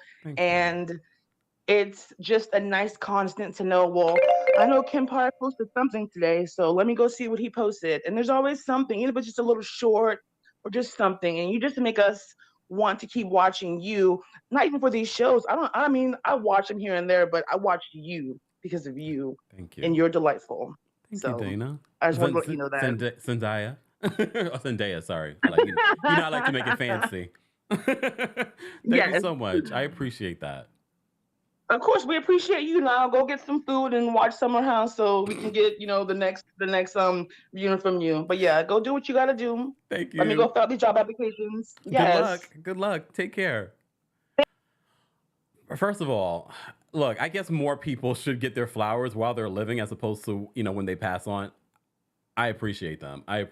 Thank you guys so much. I was just thinking, I was watching And Just Like That. I'm rewatching it because, the new season's starting. And I said, I was watching the scene with Mr. Big and how his funeral. Look, I shouldn't be, this is dark. But Fuck your flowers. I don't want any flowers at my funeral. And I want to be cremated. Look, I'm telling y'all, I probably tell my family. I don't want any flowers. And if I do, I want just one simple one sent from Samantha Jones from abroad. And I want everyone to wear their chicest black outfit. I want it to be an event. Very New York. I loved it. Anyways, I can't wait to talk about And Just Like That. Coming Fridays. So stay tuned. We will be getting back into our scripted television recaps with And Just Like That on Max. Okay? Anyways, let me bring up Trinice. Trinice is going to be our last caller for today, guys. Oh, but before we bring Trinice up, hold on. Let me see. Ooh. I said, who do you want to see come back? Based off of almost 600 votes, you still want Kandi to come back over Drew. Damn. Did I do Kandi and Marlo? I think I did do that. Wow, 79% of you said Candy over Drew. Wow. Wow. All right. Okay, let me bring up Trinice next. What's going on, Trinice? Hey, how's it going? Can you hear me? Yes, can you hear me? Yeah. What's going on? Okay. Hey, so I'm part of like probably like the younger demographic watching this show. I've been watching with my mom since I was like a teenager. I'm 25 for context, and I just feel like they're playing us like we're dumb, kind of like. Is it me? Like, cause I just feel like Candy's coming from a real place, but Marlo, like, I just feel like y'all can't think that we believe this. You know what I mean? Like, I think that's what the issue people are having with the show is that like people like it'd be different, like because the shade from Candy is funny, the shade from Kenya is funny, but it's just like like the issues that they're having seem so pre-produced, and like I'm somebody who's gonna watch RHOA from like I'll always watch this show because I'm just that invested. It's Black reality TV. I love seeing Black people on TV, but it's just like Marlo, I feel like really brought the show down. Like I Mm. don't know, like I I don't know. Like I'm here for like when Marlo used to have her shade, but even back then, Marlo's shade got dark. So Oh. I don't know, but that's all I had. And then Carlos, I feel like is really reaching with his reviews because I watch everybody's reviews, and man, Carlos is reaching talking about Candy. But you know, that's all I had. Thank you, Trinice, for calling in. No problem. Have a good one. You too. All right, hold on. And Trinice is part of that demographic. That when we talk about the ratings, that's the demographic that we're talking. We're talking like 18 to 49 is where advertisers are looking for. So advertisers are paying attention. Okay, someone told me I should do Candy versus Kenya, and then someone said Sheree versus Drew. So I'm gonna do Sheree versus Drew, and then we'll do Candy versus Kenya, and then I'm getting out of here. Look, Sheree, okay. Who do you want to see come back next season? All right, Sheree versus Drew. This will be an interesting one. I didn't think about this one. Go ahead and vote. If you're watching on Facebook or YouTube, I mean, Facebook or Twitch or Twitter, head on over to YouTube and vote in the poll there. I want to see, I got to see what this looks like. All right, let me switch this out.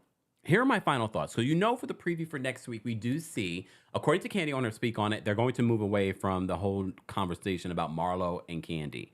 But they are going to move on to now Candy versus Sheree. And they're going to have a sit down sidebar. Sheree looked great, right? Anyone else? It's like Sheree looked great. Sidebar. Sheree talking about Kenya's booty during this episode. And then, you know, Andy asked Sheree if she had any work done. I thought it was interesting, Sheree's comment in regards to squats over, what is she, over shots? Well, come on, Sheree. You've gotten some stuff done. Not around, maybe not at the booty, because, you know, Sheree likes to work out. But come on. Come on. Now there was a whole conversation that she's trying to look like Drew. Fuck your flowers. And the fact that Candy says to her face, she by Sheehan, a mess. A mess. But I agree with Tiana, who sent a super chat earlier. I feel like this should be an opportunity for Sheree to spend her entire season talking about rebranding this business, still being involved in what's going on with the group, because I think she is a great housewife. I do love Sheree's commentary in the confessionals. I love how she was giving herself a pat on the back. She was like, I got 4 out of 7. That's not bad. I'm giving myself a pat on the back. I find her funny. I do find her funny, but I'm misguided.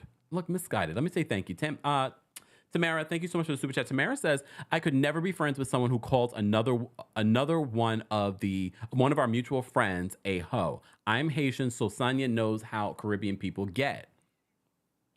Mickey, thank you so much for the super chat. And Mickey says, these polls are fire. We are a mess today with these polls. Thank you, Mickey, for the super chat. But it really gives me a perspective, because it's one thing to see everyone commenting in the live chat or commenting in the comment section. I do find it interesting. Ooh, Sheree, this is not looking good for you, girl. So far, Drew has 78% of the vote. Honestly, I could see Drew coming back over Sheree. Damn. All right. Candid but sweet. Thank you for the super chat. Candy But Sweet says, thanks for your dedicated recaps. Marla needs to go. She cray. Can't follow her logic. That therapist that called in, was it Lauren? I was like, wow, that was a really interesting perspective on Candy. And I feel like it was really pinpoint. That's why I say I'm not a therapist. I got a degree in psychology, but I'm not a therapist. There's a difference. There's a difference. Shan, thank you so much for the super chat. Shan says, I agree. Sanya is the biggest disappointment here. Damn. Y'all are just yourselves, and I appreciate it. All right. Can I end this poll? We already have almost 500 votes. 79% of you are voting that you would rather see Drew return and not Sheree. That's so interesting. I'm gonna do. Who do I want to do next? I said I'm gonna do Candy versus Kenya. That will be interesting. Gigi says, yeah, the therapist was excellent. I agree. Let me do. Okay. I'm gonna you guys keep voting. Let's get to 500 votes, and then I will switch and ask you guys what you think of in regards to Candy versus Kenya. Who would you want to return the most? I already have a feeling on that one, but you never know. The polls speak for themselves. I gotta get out of here though. I gotta go watch this show before 4 p.m. All right. Shout out to Miss Jackson watching on Twitch. Guys, if you didn't know, you can watch us on Twitch, Twitter. You can also watch us from our actual website, TheKempire.com. But on Twitch, you will be able to stream us there. I hear it's like the best quality because, the Twitch is all about their streaming. I hear I'm streaming in 4K. So if you want the top notch, you can stream 4K here on YouTube. But I hear you get really good quality on Twitch. So be sure to check it out there. So shout out to everyone watching on Twitch, Twitter. And I apologize to those of you that were watching on TikTok. I don't know what happened. Sometimes that happens behind the scenes and I can't correct it in the middle of a live show, but it is what it is. All right. Let me see. Okay, I'm going to end the poll. You guys voted that you would rather see Drew return and not Sheree. Now I'm going to ask you this question, and this is the last one. Who do you want to see next season? Kenya or Candy? And this is just for fun. Calm down, Team Twirl. Calm down, Candy Coated Click. Calm down. It's not that deep. We are just playing for fun. Funsies. Yay. Okay. All right. Sheree could kick rocks. You guys are a mess. Shireen, we did talk about this. You follow me on TikTok. This is why it's important to follow me on all platforms. I did post on TikTok, on Instagram about Latoya. Latoya, not Ali, but Latoya Howard, because she sent me a DM to correct me. She's pregnant with her fourth child. Not with her ex-husband, because they're divorced. They're not together. She has a new man. And not the guy that's locked up. Remember the guy that's locked up that she was saying? I don't know. Is he still locked up? No, he's out. Not him. Her new man. She got a new man. And she's pregnant with her fourth child. Congratulations, Latoya. Congratulations. All right. Let me just say thank you. We had a couple of more super chats. I can't wait to see what this poll is looking like. Oh, this poll is getting contentious already, y'all. Ooh. Keep voting. Ooh. This is so interesting. I love it. Ooh, what did I just do? Damn it. Hold on, y'all. I just lost a super chat. Hold on. Let me just catch that super chat. Hold on. There we go. Okay. Bam. Okay. We're back here and back here. Bethlehem Mola, thank you so much for the super chat. They say Kenya versus Candy. I hate Kenya, so yeah. Oh my God. This will be interesting. Oh, it's really... Keep voting, guys. There's over 2,000 of you in here and you haven't voted. 2,000 of you are watching in the poll. Vote. Who do you want to see more next season? I think some of you are so conflicted. You're like, I don't want to choose. It's for fun. It's for funsies. Planting Life Matters. Thank you so much for the super chat. Planting Life says, as a gardener, Candy's flowers comment stung. Fuck your flowers. But Kemp, you deserve your flowers. You helped inspire my garden channel. Been watching you for 2 years. Thank you. Wow. Congrats on your garden channel. Again, guys, Planting Life Matters. Go check her out. That's amazing. Thank you so much for the super chat, Planting Life Matters. I'm definitely not a gardener, though. I appreciate people that do, though, because it really is like a science and an art. I just can't. Okay. Samara says, I don't want to see either. You know what? I like them both, but Kenya's my fave. Okay. Ooh, Virgilia says, I'm conflicted, so not voting. Virgilia, you got to pick a side. Pick a side. So, okay. Oh, damn, it's 50-50. This is so interesting. I don't want to even end this live because it's 50-50. Should I just end it at 50-50? Should I end it at 50-50? I'm ending it. I'm ending it. I don't want to tear us apart. I don't want to tear our community apart. Fuck your flowers. I'm ending it at 50-50. Oh no, it ended. Oh, someone voted. No, it didn't end at 50-50, but it was close. It was close. Kandi won with 50%. Kenya had 49%. Damn. That was so close and so good. So good. You guys are a mess. You guys are a mess. Ooh. That was so interesting, though. Kandi brings more to the show, according to T Lady. Kandi won by the... Foxy says, don't tear us apart. I'm sorry. Nikki said, ended. I tried, but even when I ended it, 3 votes got in. Kandi won. All right, we got to get out of here, y'all. I will see you guys at 4 p.m. Eastern for our Summer House Martha's Vineyard recap. Be there or be square. We're going to talk about the episode, and you never know who's watching and whoever's going to be in the chat or who might call in. Happy Juneteenth. Thank you to everyone that called in. Thank you to everyone that sent in a super chat. Shout out to our King's Guards. We cannot do these types of conversations without them. Thank you to everyone just having a great old time in the conversation. And thank you to all of you that called in and gave me my flowers. Thank you. I appreciate them. I really do. Thank you so much. Philly John says, recount next week. Next week we will do it. All right. Next week. Let me say thank you. Thank you so much, Mario, for the super chat. Mario says, Kempire, as a Scorpio mom, did y'all see when Kenya told Drew just chop Marlo in the throat?